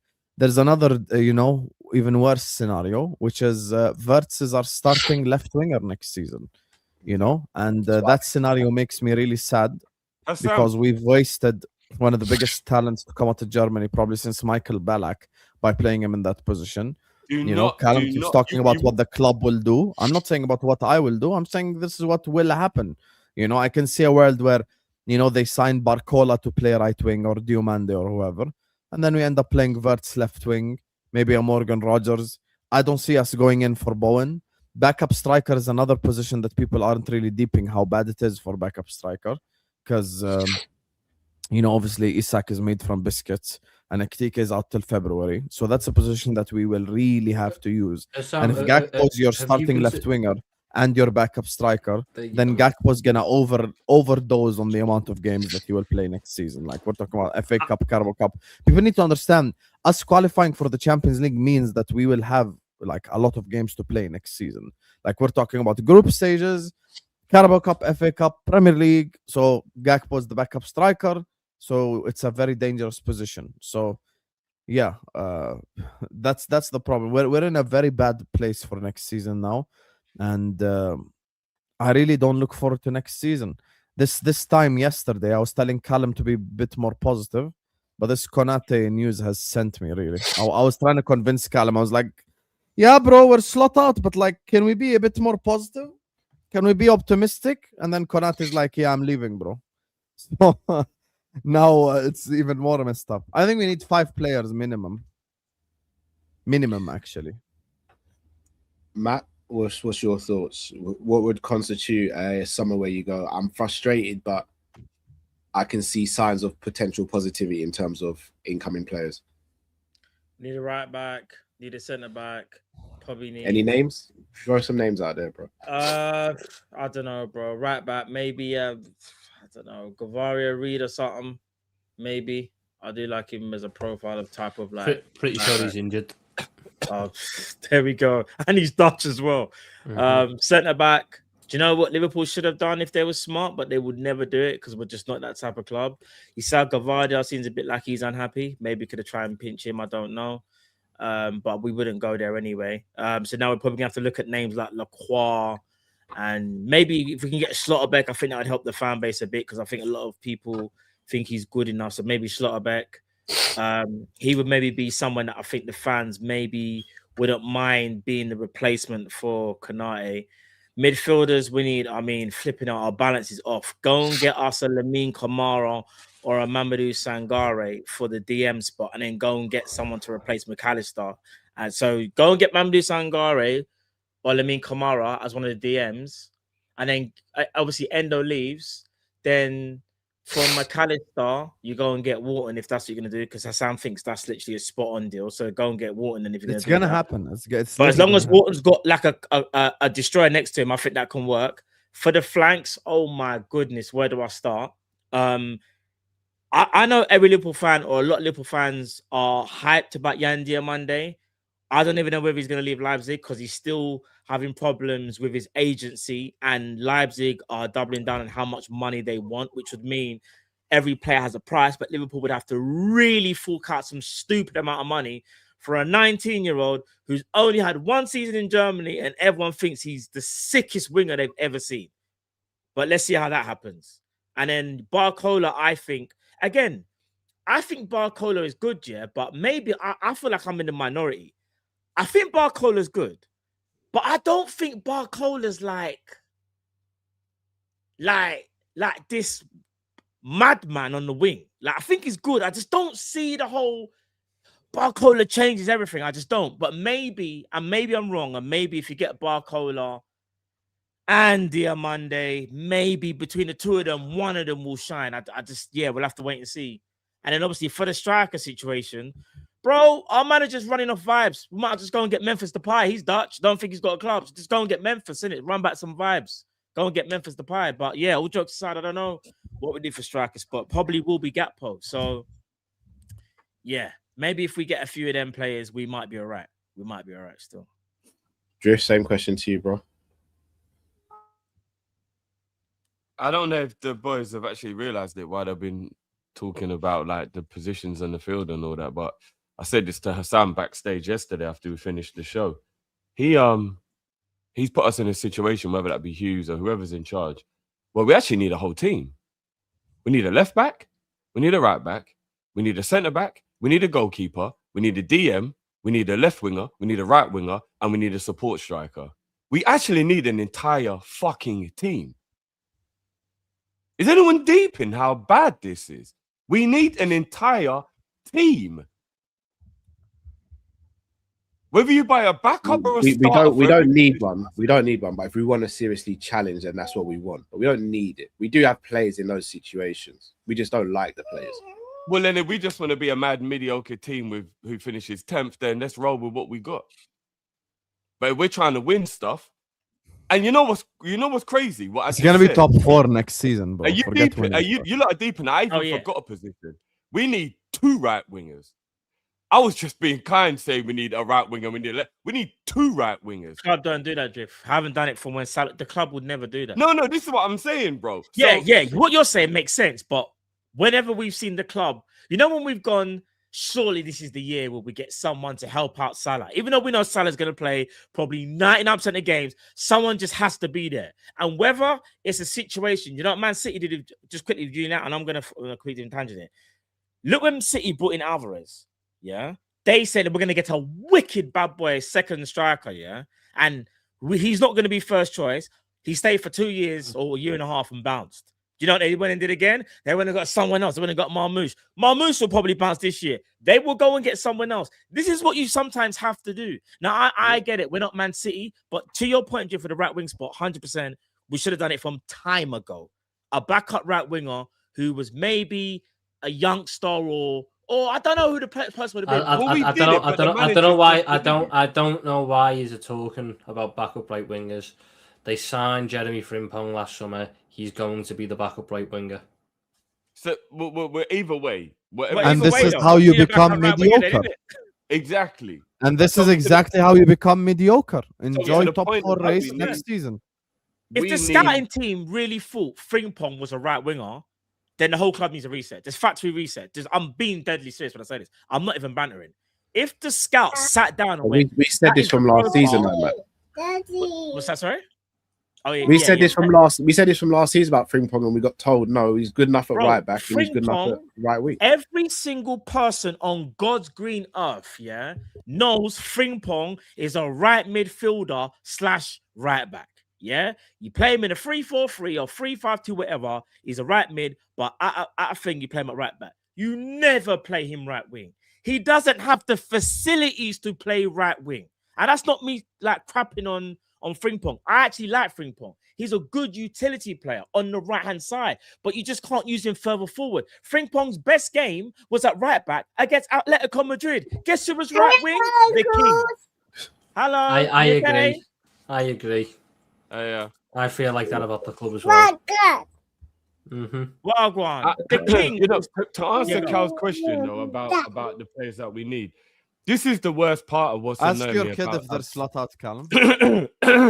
My mom and dad are slot out. The worst thing about losing Ibu, yeah, and this is why I get where Hassam's coming from when he says to the people who don't rate Ibu, it's not just about rating Ibu, it's about who's available in this market. And I'm not even just talking about centre back, because that scares the hell out of me. How you're going to replace a player? In my opinion, you can't name me 5 or 6 centre backs better than Ibu. I don't care if he has a bit of bozo in him now and again and all that kind of stuff. Now players like Rudiger and that are old. Yeah, you can't name me 5 or 6 defenders better than Ibu. You can't. Fact. But not only but the best part is someone in the chat. No, that are people available. in the chat have been saying people in the chat have been saying Van Heck. Bro, do you watch Brighton? You know how many mistakes Van Heck makes? People are just saying random Do names. you understand now, that Brighton concedes 500 goals for a reason? Someone just said anyway, Bissek. No, one Let second. Someone in the Milan, chat guys, just let said Milan, and then Bisek you from lot. Inter Milan. If I call Judge Mo right now, live on stream, and he'll tell you how shit Bisek is. The problem is, you guys like see a guy in a Champions League and you see one good game and you're like, oh, let's get Bisek. Bro, Bisek looks like shit in a back three, bro. Imagine in a back two. Allow it, This is bro. what I'm saying. Van Heck. To land Come the on, point. man. Senesi. Forget Go about look how many centre-back goals for a Bournemouth second. concede. Forget about centre back. Senesi's gone anyway.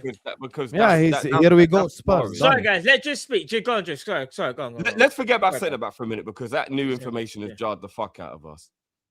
There is not a plethora of right wingers. There are not a plethora of strikers, and there are not a plethora of left backs. Other positions that we are very, very much in need of.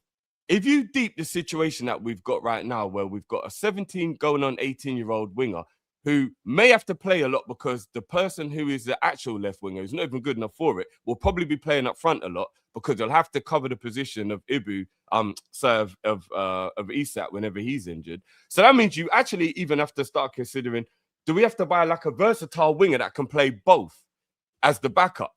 Start going around the world and telling me who's of Liverpool quality, who's this player that can play on both wings. They're not, so we're going to be basically... They're buying two essentially attackers. They're not going to get three attackers. They're going to buy two attackers. Well, this is the point I'm making, Tom. We're going to be shopping in Lidl and Aldi to try and compete with people who are shopping at Harrods and Selfridges. You won't. They will spend their money on the attackers. They will. Do you know because their whole thing. Defense, yeah. Their whole thing is that know, Arne Slot could solve world peace if he had quick wingers. There would be no conflict. There would be no world hunger if Arne Slot had quick wingers. How can you expect him to do the job when he's not got quick wingers? So this is the point. They will spend money this summer. They will spend it on Wharton. They will spend it on two wingers. And they will still have other positions that they need to address that they will have to then scrump around for. We're going to end up tell me why will cheap out at centre back. Backup striker. They will cheap out at centre back. 100%. I can already tell you one of the names that you'll see. There's a lad at Wolfsburg who's been relegated to the second Bundesliga. There's a Greek centre back at Wolfsburg that we've been linked to for 2 years. Don't be shocked if those links come back up on a cut price deal because of relegation. Before I go, because I'm headed out. Listen, big up to you guys. Make sure the guys are liking and subscribing in the chat. Some people in the chat are saying, Van Heck is a solid option.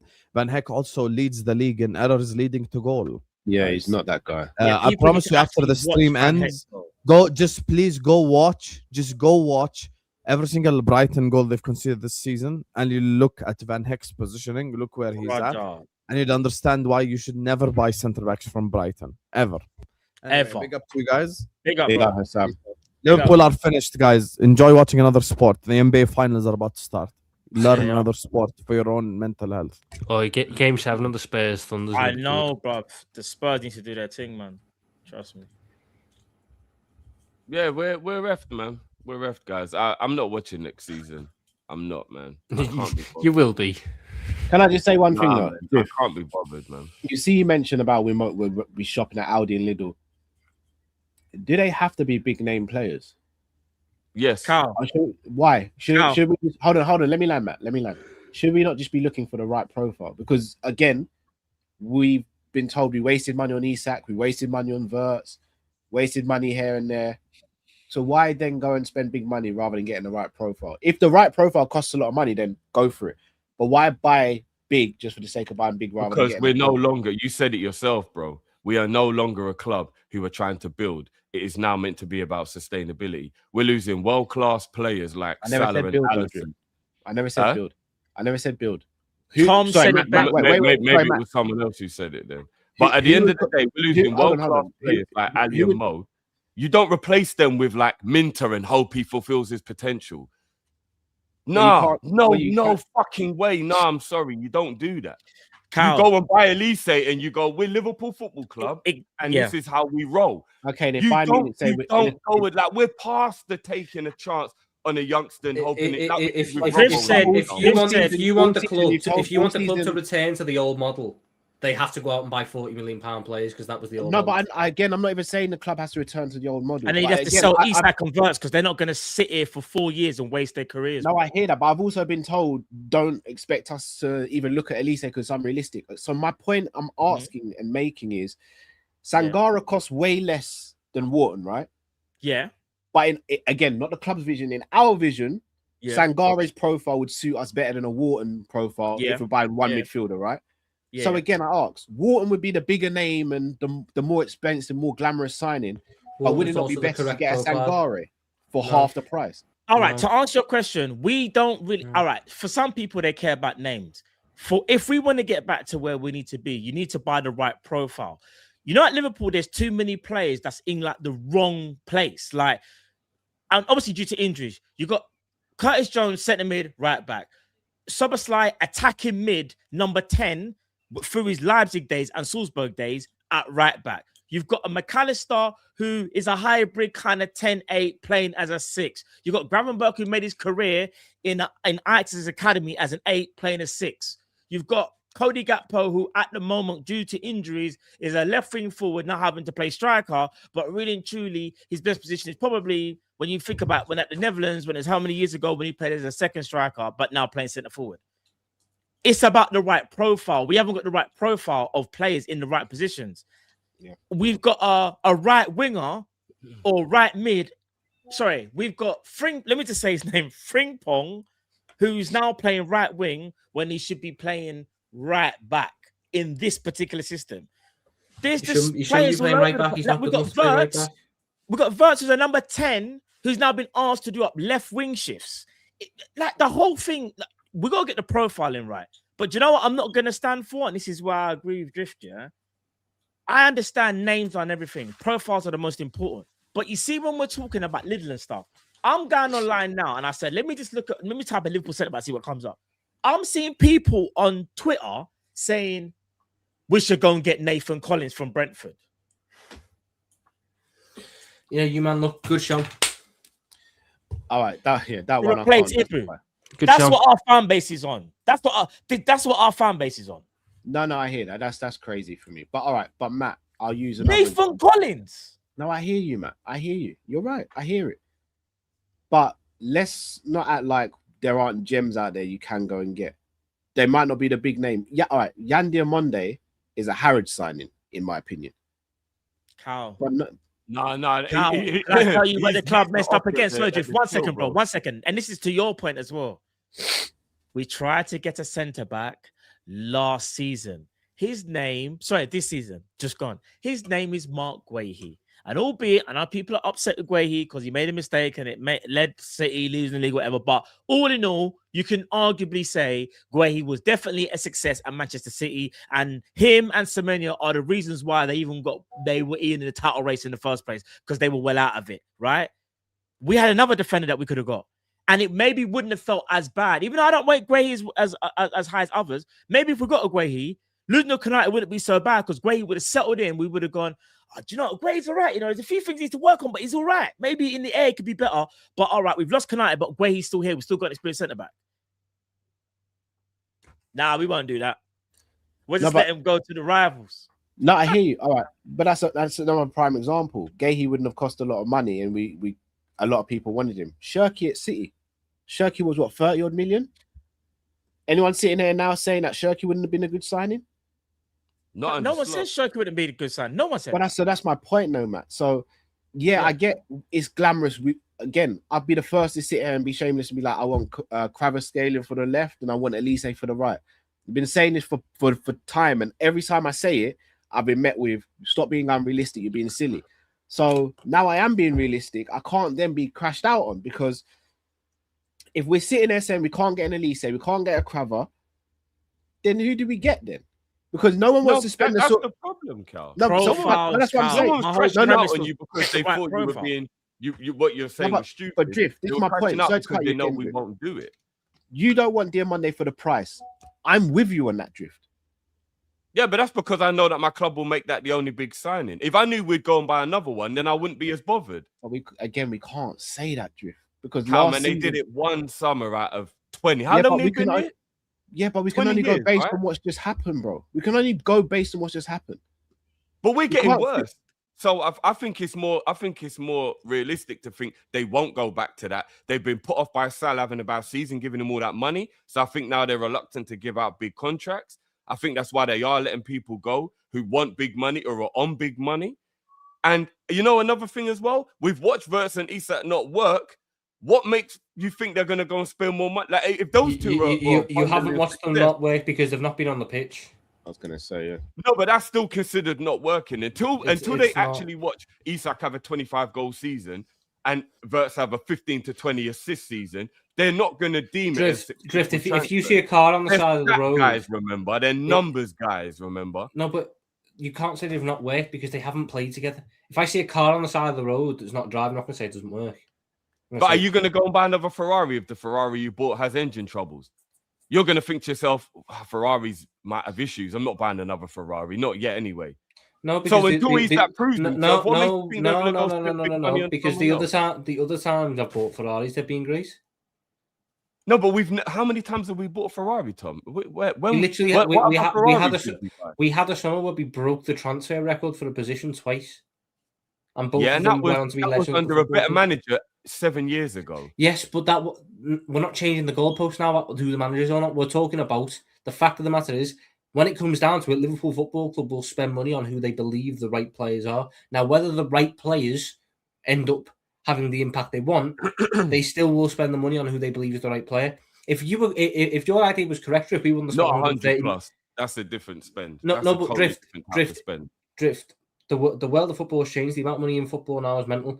If what you're saying is true, they wouldn't have bought a striker for 100 million quid after Nunes because Nunes was our transfer record and he was crap. So why but Nunes only 64 mil plus add-ons. 125 mil we spent on Isak. He was still our record. That is a different realm of money, guys. A totally different realm of money. The point Tom's making, he was our record at the time, and at that time, he was one of the most expensive strikers in world football. At that time. But it was still a lot more reasonable money in comparison to Isak. Really. No, when it comes to inflation, there's not much difference in the spend. No, inflation don't go up so much that 2 or 3 years. Remember, we only bought Nunes 2-3 years ago. No, but drift. The market. You also have to compare who you were buying. Alexander so you're not telling me we're going to spend big money this. You lot all think Liverpool are going to spend a lot of money. You're hearing something and jumping to conclusions, bro. No, so why is everybody arguing against the fact that I don't think Liverpool will go big on transfers? No, you're saying if we buy in Yandy and Monday, that's the only big signing we're going to make. Where only £100 million signing we'll make. I don't think we'll make be 100 million. No, but it might drift. It might be. But what other £100 million players are we supposed to be looking at? That is the market we're supposed to shop in. If we who are they? Who are they? We should be getting in a top manager who can attract the lease. That is what. Just as an example, that's what we should be doing right now. We should be getting rid of Slot, bringing in a manager who's actually so good. Everyone goes, oh, you know what? Now Slot's good. They can be positive, and then that man can go and convince somebody like Luce and be like, "No, bro, still from Liverpool. We had a bad year. Who is that manager? We'll be back. Don't worry about it. Who is that manager that has that pull power? Well, I think we should just bring Klopp back, if I'm being completely honest. We don't want to come back. I think we should bring and if you that man is making 400 grand a week, being paid to go on holiday. He's not leaving that to come back to work with the people that he fell out with. We could easily talk to him and go, do you know what, bro? Please come back and fix us because we're in the mud. And I believe Klopp will say, my club needs me. Even if it's on a short term. Who'll be talking to him, Drift? Who's in charge of hiring a manager of the football club? But that's the point. Edwards shouldn't be here. Shoe shouldn't be here. Everyone should be cleared out. And then it should be Klopp comes in, get a new director of football. We've got to start this thing all over. That is not going to happen. All right, but let's say that happens. It should happen. It doesn't matter whether it's not going to happen. It should happen. But and if you don't want him, Nagelsmann's the only other man I'm like, he's got respect in the world. Let him finish up the thing with Germany. Go get Nagelsmann. Outside so how long does Klopp stay for if he comes back, Drift? How long does he stay for? I'd ask Klopp to come back for 2 years while we find out some form of succession plan. To whether it's Gerrard as assistant and learns off him, we wait for Enrique to leave PSG, some other form of succession plan. Give Klopp 2 years to just bring the shit back to where he did last time, where everything's going wrong. He's the type of man that can come in and at least get things stabilized. All right, so Drift, I'm going to paint a scenario. You're Matt's agent, and Matt's one of the best footballers in the world, and Liverpool are in for him. You go to a meeting with Klopp, and you go, and Klopp go, and you say, okay, what's the plan for the player? Well, in a year's time, I'm not going to be here, so it's difficult for me to say, but I think you should come to Liverpool. No, you don't tell people that, Cal. Even if that's your plan, you don't. Well, it's fucking literally blatantly tell- obvious if you only give him a 2-year contract that he's only there for 2 years. We'll give him a 3-year contract and then he leaves after 2. Like, but you don't publicly go, yeah, So he's only here for a then you're little while, paying man. him off for an extra year just to look No, good you in make you can negotiations. make an agreement with Klopp behind the scenes where you're like, if you stay for 3 years, obviously you'll be paid, but the plan is for 2, and we'll try and find a replacement. But Just we're not going to. you do realize we paid. He's only here on a short term. That You do doesn't realize work. we paid him off when he left last time. Well, then, if you lot don't like the idea of Klopp, then we wait for Nagelsmann to finish with Germany. But not I, bad, don't like think, you, right? I don't think Nagelsmann has the pull you think he does. I think you need to understand, Drift, that guys like Michael Elise will look at the situation now and go, why would I leave the project at Bayern under a young promising manager like Vincent Kompany, where I'm winning league titles every year, where I'm making Champions League semi-finals and coming this close to beating the winners, to go and join Liverpool, who are in, at very best, mid-transition. Why would I leave? But that's because the guaranteed manager there? is crap and is fucking up the direction of the club. If you bring in a good manager, do you know how quickly a good manager can turn things around, Tom? Look at what De Zerbi just done at Tottenham. Tottenham was certified. Tottenham were not a relegation team, though. Tottenham were in a false But position. they were getting relegated, Tom. If they never brought in De Zerbi, they were actually going down. You do realize De Zerbi just saved them from obscurity. I know he has. I know he has, but it's not a fucking miracle. It's not a miracle that he's just saved them. It's not like that squad should have been down there in the first place. They hadn't won a game for the entire 2026, bro. I know.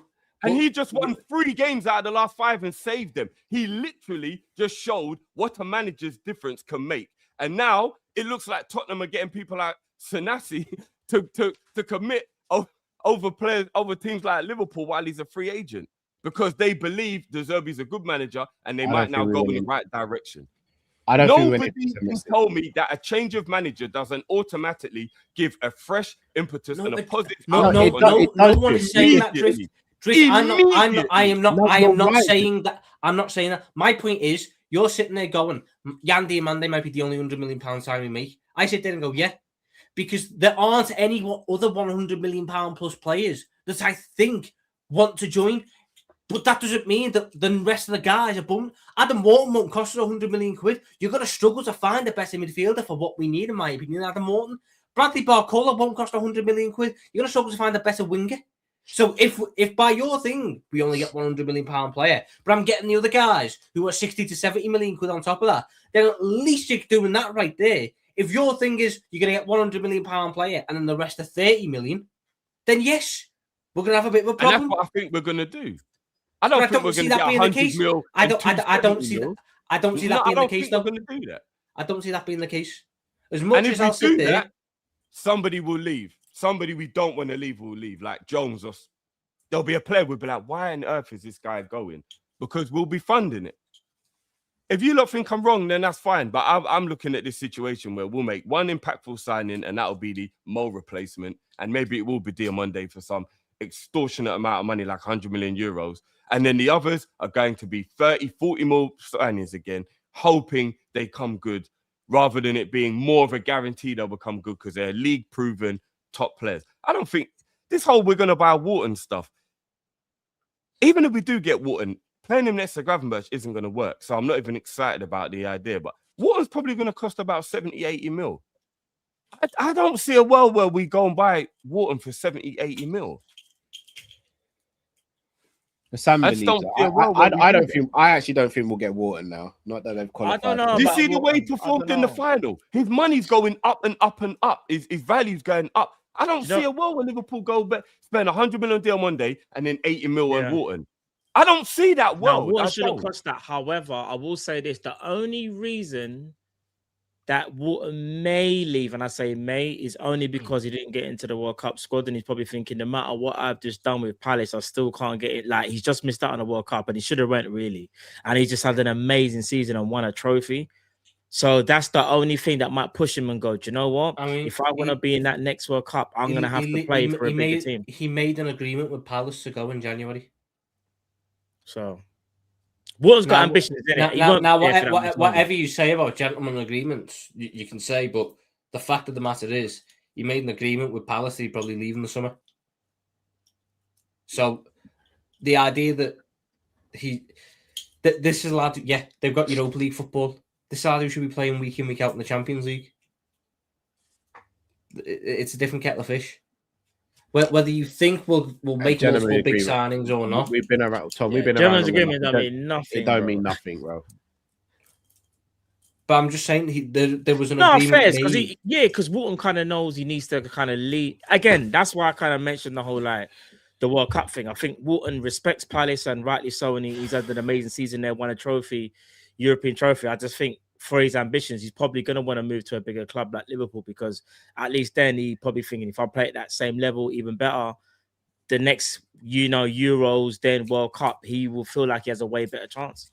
Because even look at guys like Gibbs White, had an amazing season at Forest and still couldn't do. You know what I'm saying? Like, some of these players are going to be thinking, I need to leave to go to a bigger team for me to enhance my chances of going for playing for my country. Matt, I think Walton might be one of them. I think it's more about trophies and wages than England. I think England becomes the next phase when the tournament comes around. I think when they're making their decision, it'll be, can I continue to win trophies? And will I get paid more than Forest or Palace or Bournemouth can afford to pay me? And the answer is yes to both. You've got more chance of winning trophies at the bigger clubs, and you would definitely get paid more at the bigger clubs. So I think that's the reason why these players look to leave more so than for the England squad. But if we bring in Wharton and we don't bring in a destroyer type player to play next to him, we're going to have the same scenario we have now with McAllister, but just a bit more creativity, so we may get more goals. But we're still going to have that transitional issue, because I'll say it again, under Slot, Gravenberch cannot be the DM.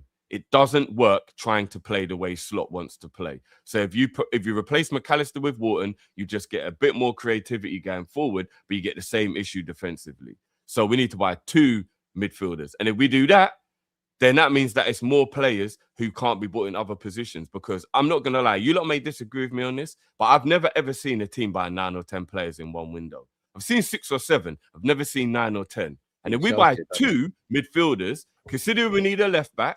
So it's 2 midfielders. We're not going to drift. We're not going to get a left back. 2 right wingers. We need a left winger, and we technically need a backup striker.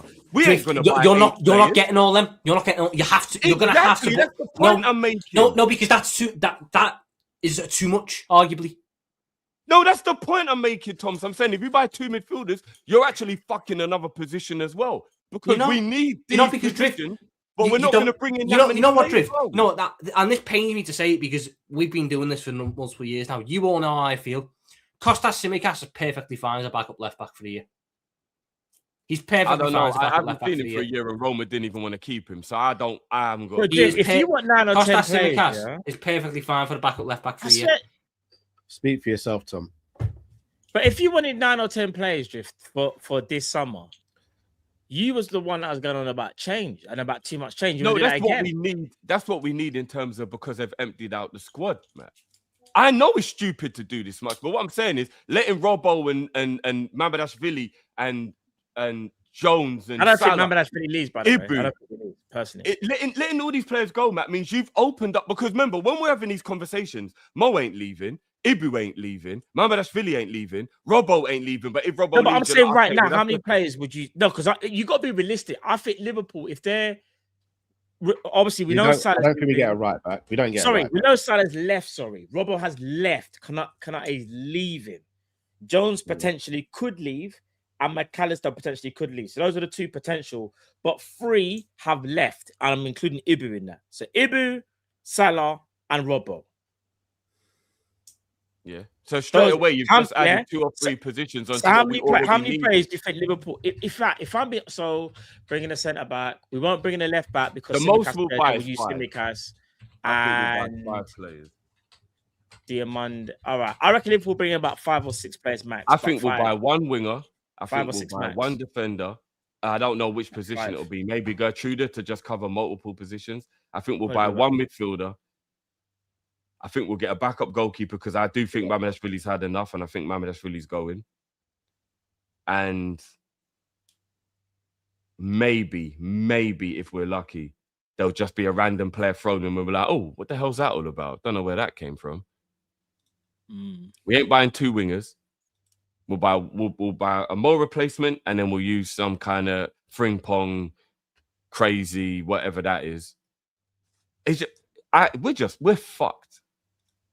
I can't believe we've gone from being so good to so bad in such a short space of time. It's actually remarkable. This is impressive.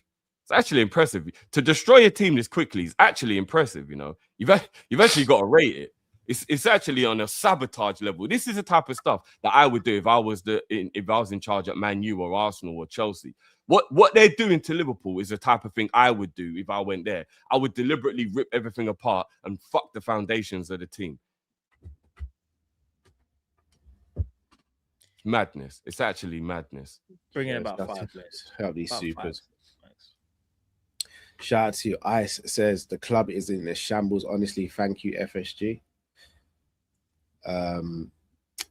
Ed says, don't forget that video, Cal. Video. You're gonna have to remind me, Ed. Sorry, bro. Accurate says Prison Break Arnis pole position slot edition. Pause. There's a pause in there still.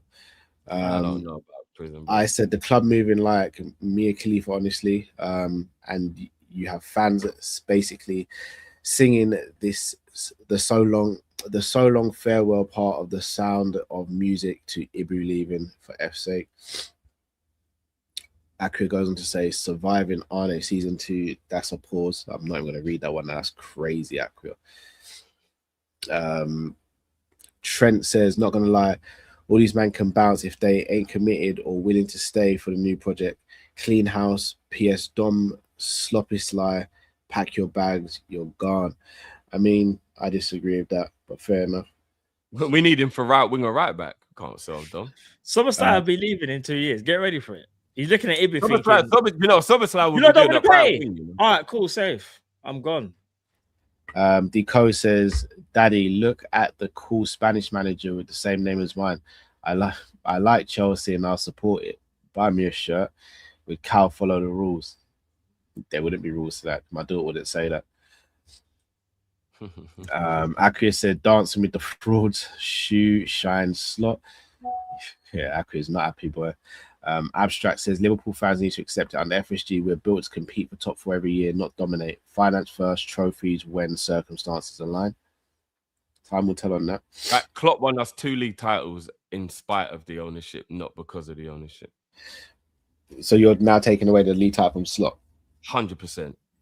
So, Drift, you were literally a week ago saying that Slot deserves credit for it. No, not a week ago. That was months ago when I was saying Slot deserves credit. Bro, I've been off of that boat for a while, bro. Drift, literally a week ago, you were like, I'm not going to discredit. If you find me the clip, then I didn't. A week ago, I did not say that. I gave up on Slot ages ago, bro. Accurate says House of the Hairless season 3 remontada. Trent says you're not deep in. They are not getting everyone who was under Klopp out, as they might not listen to him or his ideas. New project has started, folks. It could be true.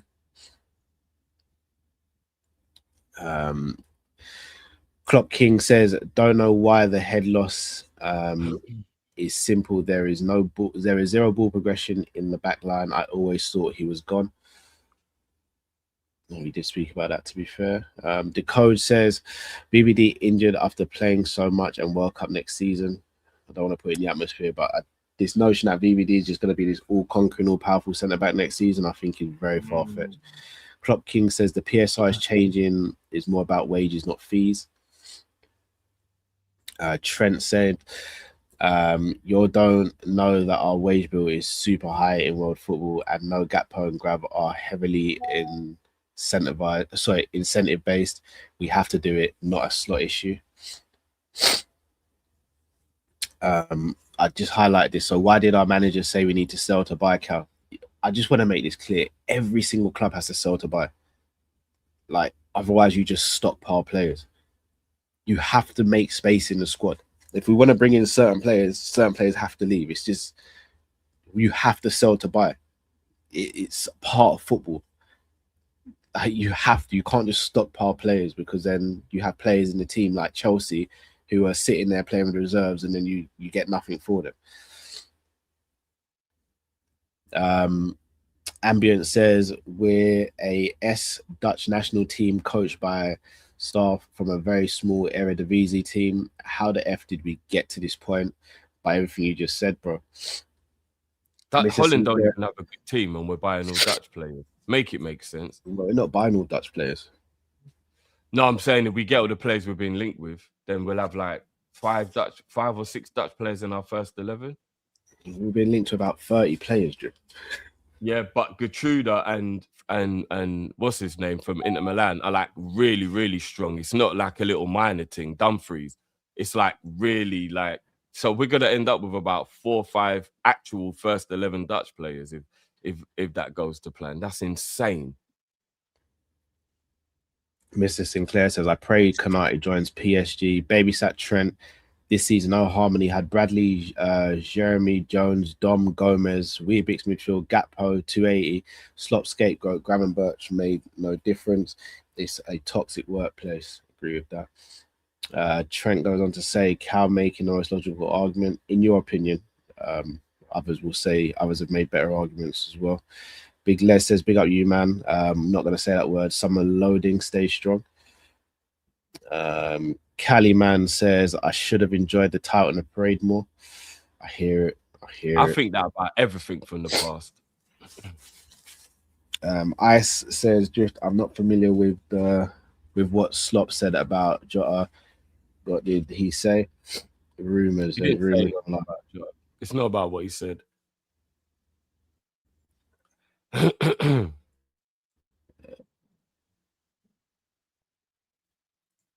Sorry, I think I'm frozen, guys.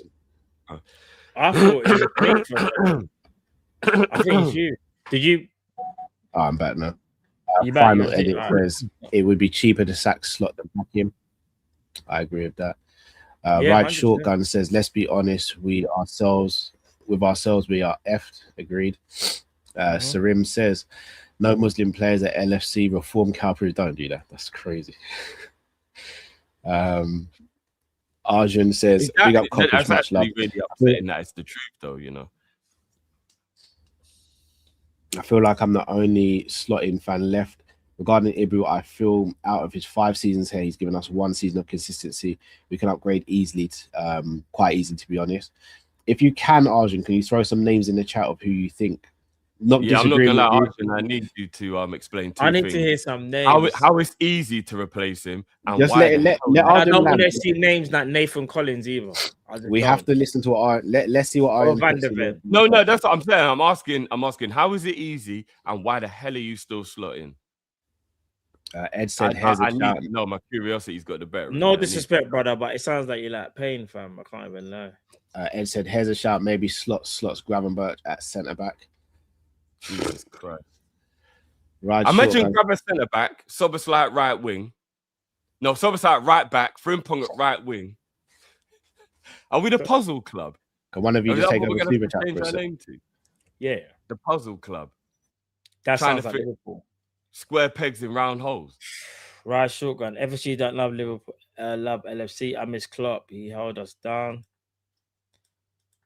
Klopp was a real one, man. Matt, do you remember when I was told I was being a party pooper when I said I'm not FSG in? I don't even remember where you stood on that fence because I felt alone at the time. I remember FSG in.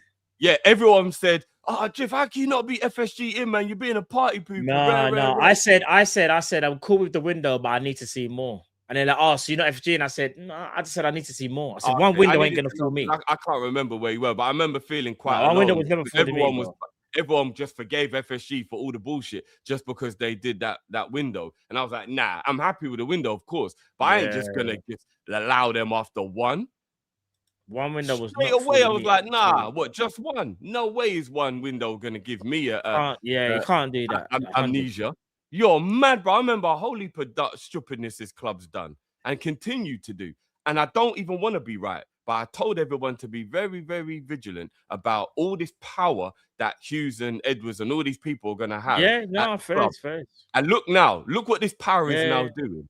It's fucking destroying the very foundation of what we built. I think there's bigger problems as well. Not even just them, because what worries me is, yes, them man there have made the wrong decisions. But what's crazy is that the people even above them, like Mike Gordon and the other person, Werner?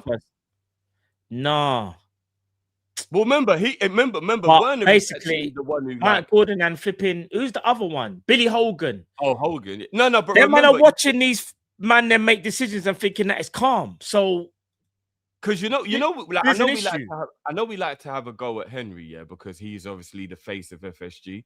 But at the end of the day, it's actually Werner that actually is the one who I think this is the only thing I'll say. I think sometimes we unfairly grill Henry because I kind of think he is the one who's just like, I trust everybody else knows what they're doing.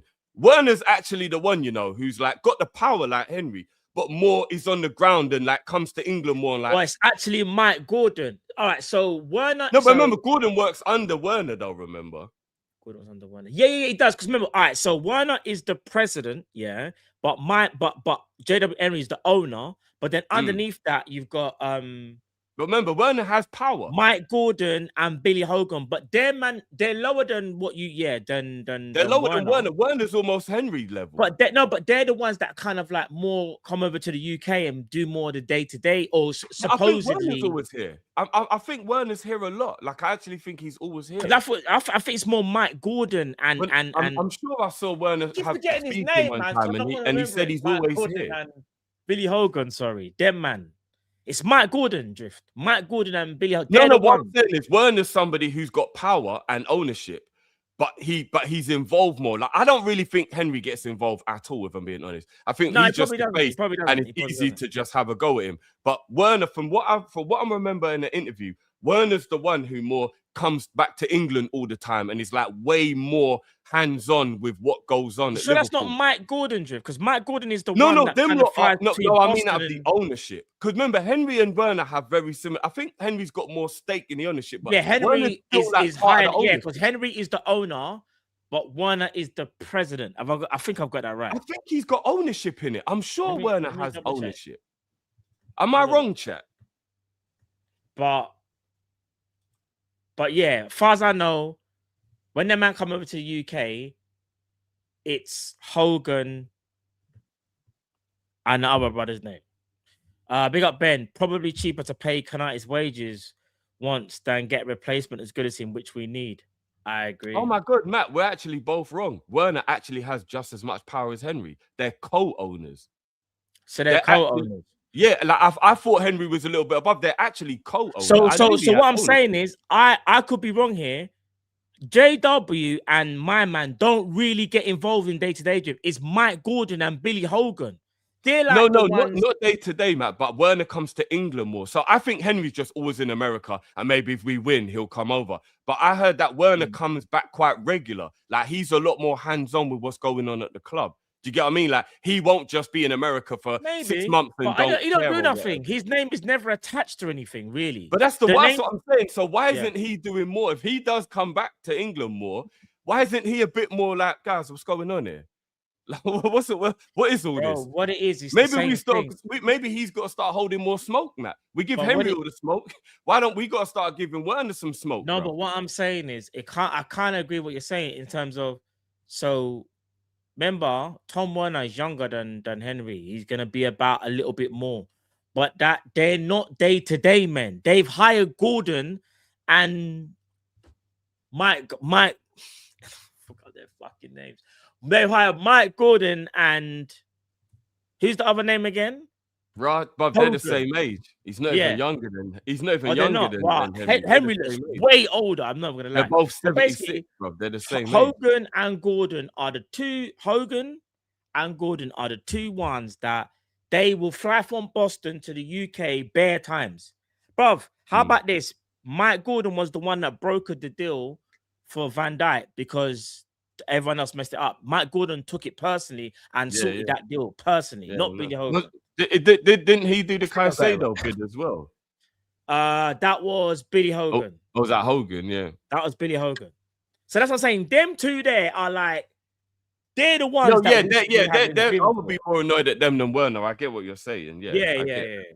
But I'm saying if Werner comes to England more, shouldn't he actually be like, bro, what's going on, guys? He should be. You're right, though. He should be. 100%. Look where we've fallen to. What's going on, guys? If I'm Henry and Werner, Matt, do you know what I'm actually hearing when I see Liverpool are in a battle for top 4 not winning the league? I'm going to be like, how the fuck that happened? You won the league last year. And then I'm gonna panic and I'm gonna be annoyed. I'm like, how did we get here, boy? But the problem is How that did we we've get said here? this. Their model doesn't align with ours. Their model is to be in the top 4. As long as we're in the top 4, they don't care, bro, because we get the money in it. But if we fall out, that's why all the reports were. If Liverpool fall out the top 4, then boom. And that's why now I wish we had, because then Slot would have gone. And you know what? I could have actually been a little bit more positive, man. Because you know when people said you can't sign players when you're in the Europa League because they want to play Champions League, you can't sign players who don't want to play for Slot. So what's the fucking difference? I hear that as well. But you know what the difference is? A new manager takes us in a positive direction. Slot will continue to regress the team. I only hope though it's finishing in. All right. So worst case scenario is obviously we finish in the top 4. Our best hope is that obviously, like, let's say we aren't doing well. Remember, everyone still wants Liverpool to do well regardless of manager. But let's say we're not doing well. That Liverpool act quickly and swiftly. None of this wait until Christmas time. Like, it would have to be a thing like when it was Jurgen and Brendan, where by October, man was like, "You're done out here. Go and get me whoever." The season's but the problem is the over, managers might be gone by then. The manager that you really want. And the season's already over, Matt. So there's 2 things that fuck you. No managers available and your season. So you've wasted another season. Yeah. I know. Big up Goda, big up Mandem. I asked Ends this question yesterday on Famzon, and he, along with the chat, ended up lashing out while throwing shade at me. Sav and Dean gave calm answers, though, at the risk of getting the same treatment out here. What? Which question, though, bro? What was the question, though? What's the actual I'm guessing he's going to... Oh, wait. Is there another super? Oh, wait. Yeah. There's a follow-up. Big up Goda. Outside of Tom, how come you man have yard and have a yard in London and ended up supporting Liverpool? Supporting Liverpool. Most man support London clubs like Liverpool, Chelsea. Jane question, original story, curiosity. Dad was funny enough. My dad was a Man United fan, which is kind of weird. But when I was younger, what's that? And you went rebel. I went rebel. Because I'm not gonna lie, if Kyrie did that, you are not having it. Yeah. But he wanted me to be a United fan. I don't know how my dad became a United fan, but he wanted me to be a United fan. But when Liverpool played Man United, I just thought John Barnes was good. I was like, Dad, who's that player? And he was like, that's John Barnes. I was like, oh, so, and not only that, John Barnes, obviously Jamaican heritage as well. My dad being Jamaican, my dad was born in Jamaica, but obviously Barnes ended up playing for England. But cut long story short, my team was just John Barnes. It was just one player. I didn't know who Liverpool was. I didn't know who Man United were. I just saw this player playing football and Liverpool playing Man United, and I just thought John Barnes is kind of sick. Like, who's the player? And my dad told me about him, and I was like, I like that player, Dad. I'm gonna support them. It's one of them ones. Like, I'm a child, innit? And then that's how the whole thing kind of happened, I guess. Yeah. But I'm supposed to be a mank. Imagine that, bro. Mine's sorry. Last thing, Jeff. Last thing. And my mom's an Arsenal fan. My sister's an Arsenal fan. My uncle's an Arsenal fan. And I could have been Arsenal as well, basically. And yeah. Yeah, your family's on a mad thing. Man, you, Arsenal, and Liverpool in the same household. Me and my brother, the only ones that's Liverpool. Obviously, and my son now as well, and my daughter as well. So we're getting them out of here now. But mine's the same as Matt, to not even drag it out good. I just used to watch football with my dad when I was younger, and like Matt said, because he was one of the only black players in the league and he was Jamaican, naturally most Caribbean people gravitated towards John Barnes. He was doing his thing and representing, and not only that, he was the greatest footballer. And then I'm not gonna lie, wanting to support them because my dad liked John Barnes and obviously played for them. I can't remember, there was a moment, and I just remember just absolutely falling in love with the club. Like I supported them obviously, but like there was a moment. And I'm trying to, because I was so young, I can't put my finger on what the moment was. But I just remember a moment, even at a young age, going, yeah, this team is for me. This team is for me. I think we might have played like, I can't remember. It might even have been the first 4-3 Liverpool Newcastle match. I'm trying, like, it might have been that. I just remember there being a moment where I was like, the Collymore, the Barnes thing. I just remember there was a moment when I was like, I'm in love. I can't put my finger on it. I think it might have been that game, though. I think it might have been Liverpool, Newcastle. And I was already deeply entrenched in it emotionally anyway. But I just remember just being really young and sitting there and going, this is what love is. I'm in love. Yeah. I just got to be honest as well. Like, Barnes was like, obviously one of the greatest, yeah. Jamaican heritage. He's a black man. Like, I know people are gonna laugh now, but left-footed like myself. I'm just thinking, like, I want to be like him. Like, obviously, as a child, you want to copy something. Like, it could be you watch He-Man or Thundercats. I want to be Lionel. I want to be He-Man and all them things there. It's kind of like that. You just kind of just know as a child. You just know. No one can force you to do. Because even my son, there were points where he was like, "Oh, Dad, like I like Mbappe. I like Messi." Messi was the first, arguably say, superstar that he kind of knew about, and I had to show him what Salah was all about. Because in his school, they used to speak about Messi. Yeah, Ronaldo, I was going to say he's Ronaldo. just following. That's what kids Just do. following, Innit? yeah. Kids So just follow at some trend, point as a child, you kind of pick your own path, even as a child, and you're like, "Nah, I like that player." Like, do you get what I'm saying? Because I had to make sure my son knows about the greats. He knows about all the greats. Like, he knows about the current greats that have just ended theirs, which would have been like your Messi's, your Ronaldo's, your Neymar's. But he knows about R9. He knows about Ronaldinho. Do you get what I'm saying? He knows about them, man. And he's only 8 years old. So Yeah, man. Yeah, for crazy. me, it was Robbie Fowler, the hat trick against Arsenal. That's when I first watched the game. And then Robbie. That was a draw for Liverpool from then. Yeah. And do you remember how proud we would feel, guys? Of like, I remember when Michael Owen scored that goal against Argentina, and I felt like Liverpool scored that goal. Like, do you remember that was what the club used to feel like? It used to be that like that's when I used to follow England more. I'll be real. Yeah. As a youngster, because I didn't understand. I used to follow England more than that still. stuff at a young age. It was just, I live in England. Yay. And you realize, well, go on. Big up, big up for Uncle Rods. I agree with Drifty. Have a clear out and bring Klopp. Big up Uncle Rods. I'm actually quite shocked at how much pushback was given against Klopp coming back.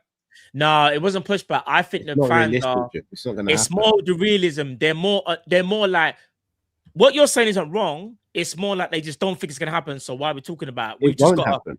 We just have to just like focus. No, but a lot of the chat was along the lines of like it would be a bad idea more so than it's more the reality aspect. If we're being realistic, the realism is what kills us, isn't it? The realism is not realistic to bring back a manager who. No, we're saying the only to ask him, I think he'd come back. It ain't like he won't. No. I'm saying realism in terms of what we know as fans, in terms of what it looks like the club is doing, and what it looks like is they are willing to give this man more time. They don't know what they're doing, man. That's the problem. Yeah, that as well. They don't know what they're doing. That's actually the problem. That as well. Big up, no. If Jones and Max stay, no space for Walton Kamara. Well, at least one of them's leaving. Do you know what I'm saying? Big up D-Code. I told LFC fans that Trent's renewal is priority over VVD and Salah. Sacrifice 5-10 years, winner and captain for 1 year of Salah and VVD. And two for VVD. Sacrifice a new era. I don't want to speak on the Trent thing too much. I'm not just going to defend Trent now though because Slot's been crap. That's too easy to. No, it's not the Slot thing. I said it before. He got lowballed, and that's when the conversation with Real Madrid started. This whole notion that he's been learning Spanish for years and he flipping orchestrated this from 2 years ago. It's not true. Well, if he was lowballed, then it's just part of what this club does, isn't it? He definitely was lowballed. They definitely lowballed him. 1,000,000,000%. Makuma, nobody wants to play for this manager banner. I agree. That's one issue that we definitely have. Remember, last year when we got Isak and thing, it was more about we had Jurgen and this is an up-and-coming manager, but look at the stars you're going to play alongside. That was the look at the stars. Remember, we ain't got Salah no more. Like Virgil is the only. We're Liverpool Football Club when we have one star. Yep. Big up queer. Orange is the new red. That's the forever. And do you want to know what's even more upsetting, guys? Yeah. Sorry to interrupt. The only thing I thought we had to look forward to next season was that the kit slapped. The kit is shit. It's shit. But I'm not bothered about the fit is terrible. The shorts don't match. Yeah, it looks like it's been in the washing machine when you actually see the players wear way too many times. It is shit. We ain't even going to get to enjoy watching the team from an aesthetics point of view. Oh, man. We are fucking in the mud. Big up, who's stopping Arsenal next season because it ain't us? Bro, Honestly, I can't even answer that question and give you an honest answer. I genuinely don't know. Man City and Man United will be the only two teams that are close to Arsenal next season. It won't be us. We'll be in the top Tubby. 5 race. A bit late on this, boys, but Drift is completely right. How Liverpool fans cope and say it's harsh to say versus Isak haven't worked yet is crazy. No, they haven't worked. No, they haven't worked yet, though. Well, I don't know. What do you mean? If they would have worked, well, no one's saying he's crazy for saying he hasn't worked. Have they both been a success? No. Has Vert shown signs? Yes. Has Isak shown signs? No. So yeah, that's kind of the premise, I guess. Big up Arjun. Follow up Lacroix and Slotterbeck. I take over Ibu. Also, regardless of the manager, there was always going to be a mess with the squad transition hierarchy. Have messed up the contracts big time. Yes, they have. In terms of the Lacroix is good, but I need to see Lacroix out of a back three to see how good he really is and playing in a different system in a high line where the team. Remember what Ibu had to do for years with Trent, like in a high line and doing up all them channel defending and all that foolishness. Yeah. Slotterbeck, I think, is cold, but now you're asking Virgin his last year, you better move to the right hand side, buddy. So I don't know how he's going to feel about that when he's the captain. So I don't know. Maybe he shouldn't. I don't know. Slotterbeck ain't realistic anyway, man. So Slotterbeck is realistic. He's got a release clause. Yeah, but he wants to go to Real Madrid or Barcelona, one of them, innit? No, there's ain't that what they're talking. They've never released. It's never been released which club he wants to go for. But the release clause. And how much is his release clause? Only 45 M's. But isn't it only to like a certain team? Specific clubs. No, yeah, so top teams in Europe like us and Barca, Real Madrid, and teams like that. We should have activated that clause yesterday when we got news of it. Because you know what? You see when Liverpool lost the Champions League final, and 4 days later we agreed to defeat Monaco. That's what we should be on right now. Because you can't lose a talent for free and just expect us to wait around. And there's a World Cup that's about to happen. And remember, players are now going to be obviously they'll be thinking about their futures, but they're also going to be preparing mentally for the World Cup. Big up Ben. I think Klopp is waiting for the Germany job. I think he's as well. Personally. Also, just on the contract stuff, this whole letting contracts run down isn't just happening since Richard Hughes and Edwards has been here. This was happening from years before they got here. Yeah. Hater, Ox, all these players. So again, it leads me to believe the manager has way more control than we believe, because I don't think the hierarchy would let these contracts run down if the manager didn't want to keep the players. Or if the manager had no say. Maybe they just don't know what they're doing, Cal, because the common denominator is. Of course they know what they're doing. Do they? Yes, man. In terms of contracts, that's basic business. You don't let contracts run down. They do. I really don't think they know what they're doing. This was happening under Klopp. We've been letting contracts run down for a long time now, and it's been an issue. No, that's what I'm saying. It's been a problem for time. Boy, listen, guys. Hope you guys have enjoyed the show, man. Mental. I don't know what we do from here, but one thing I do know is we have a calling show later on today. Stay tuned for the time. I'm gonna put a tweet out within the next hour. I'll let you guys know about time and schedule. So there'll be a calling show today. So make sure you tune in for that. Big up Tom and Sam each and every time for joining us. And yeah, we keep it moving because another player leaves for free. Crazy. You'd think this was something that we do all the time. Big up Arjen, I'm willing to give Slot until October. I gave him a blind this season for a lot, but if we do the business this summer, we need to. My criticism starts. Brother, I'm going to be so honest.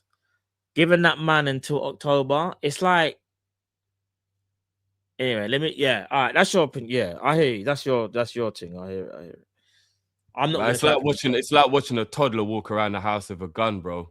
At any moment, somebody can get it, and it'll be an accident. But you should have just put the gun off the toddler, bro. It's mad. Good luck, man. That's all I'm gonna say. Is good luck, man. Good luck, man. But yeah, it is what it is.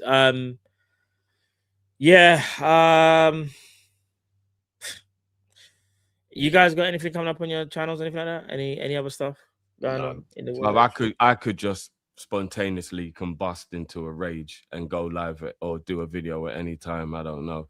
Can't continue the sun diaries just for now because there's no more sun. Just humidity now. Do you get what I'm saying? Yeah. Yeah, no, not before we're back for the what you call it, the calling show. Anyway, So, yeah. Well, guys, if you want to hear another rant, go over to my channel. I'll put a little rant out regarding Ibrahim Konate. So if you want to go and hear what I had to say, unfiltered, go over to my channel. It's there for you guys right now. So go check it out. And yeah, we'll be back later on.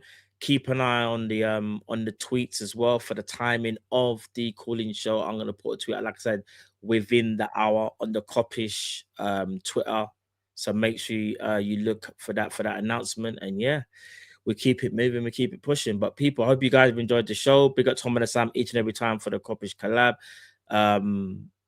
Their channels will be in the links to the description of this video as well. If it's not there now, it will be sorted very, very shortly. And yeah, people, enough love, take care. And there'll probably be more ranting later on today for in the calling show. So people, big up yourselves, and we're out of here. Love, man. Peace.